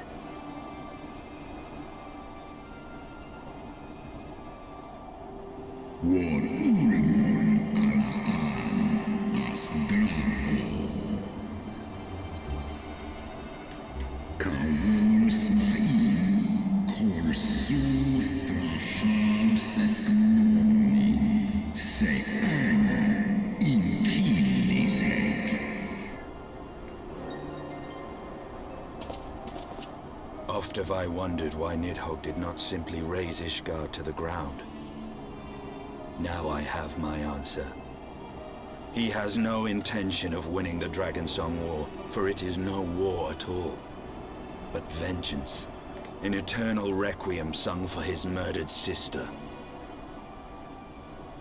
In Ice in Draho, Ale Inia in. I have not come this far only to admit defeat. We can still return the eye to Nidhogg and beg forgiveness for our ancestors' crimes. Mayhap our words will sway him. Ja, lies as an in la tu ole in an hers isu. Mik du set in sohi, nosta no lis as dui for in.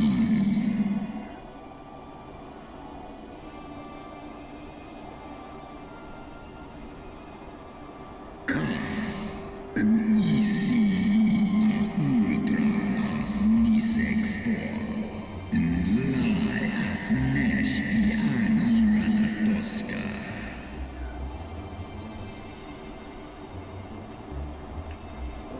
In sith son ishi eskfa ulgar los an.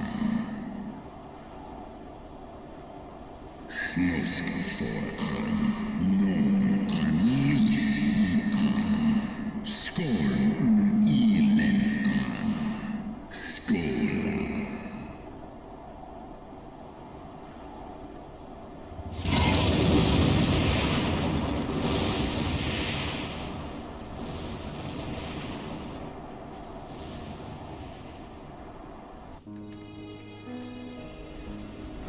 Whew. That was a lot. What false god is this, Shiva? What manner of phantom have awoken to my heart? As predicted, Isor's faith in the worm is misplaced, which leaves us with but one recourse. You know I have the right of a warrior of light. Hraesvelgr was every bit as awe-inspired as I imagined. His voice fairly dripped power.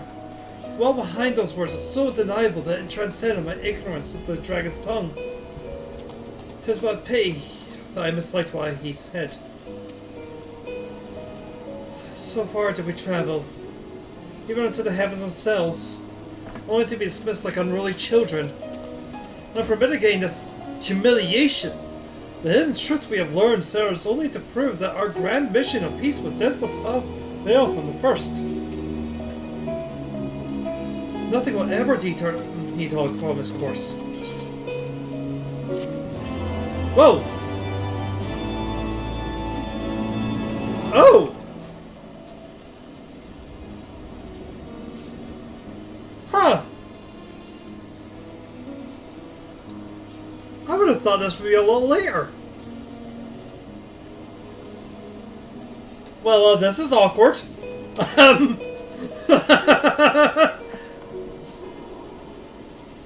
Half an hour is not really enough time to do any of the class quests. And I kind of want to do some of the class quests before we do the next part. So, I guess we're calling it early.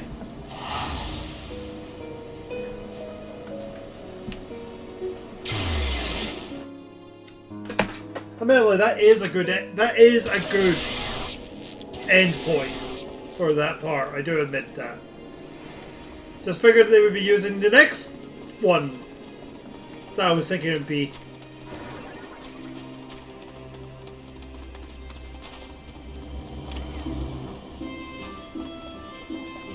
But yeah,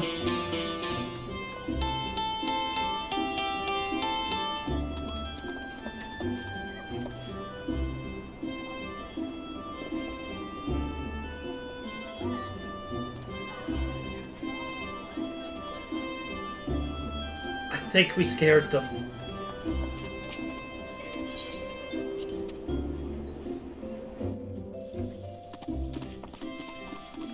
So yeah, next week we'll be doing a couple of class quests.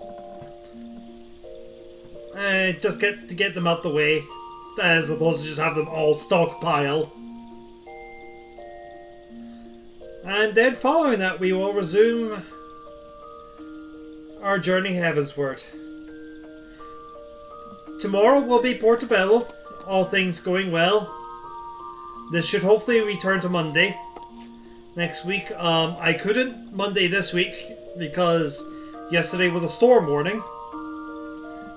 So I figured out, if we don't move, Melina can't hurt us. Her vision is based on movement.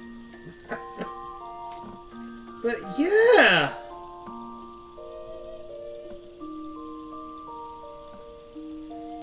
Oh, that's weird. Anyway. Let's go raid Mecha, who is currently playing some Pokemons.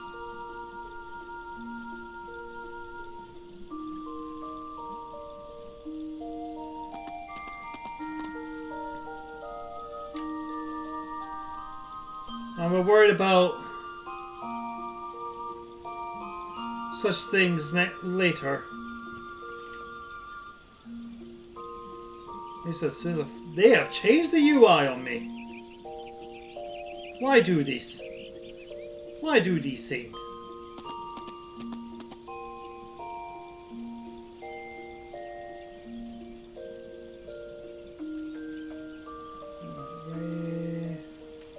Let's get started.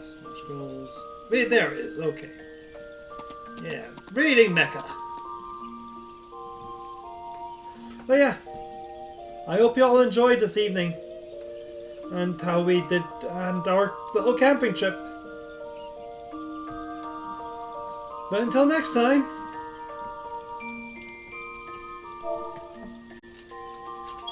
cheery bye. Oh, cheery, cheery, cheery bye.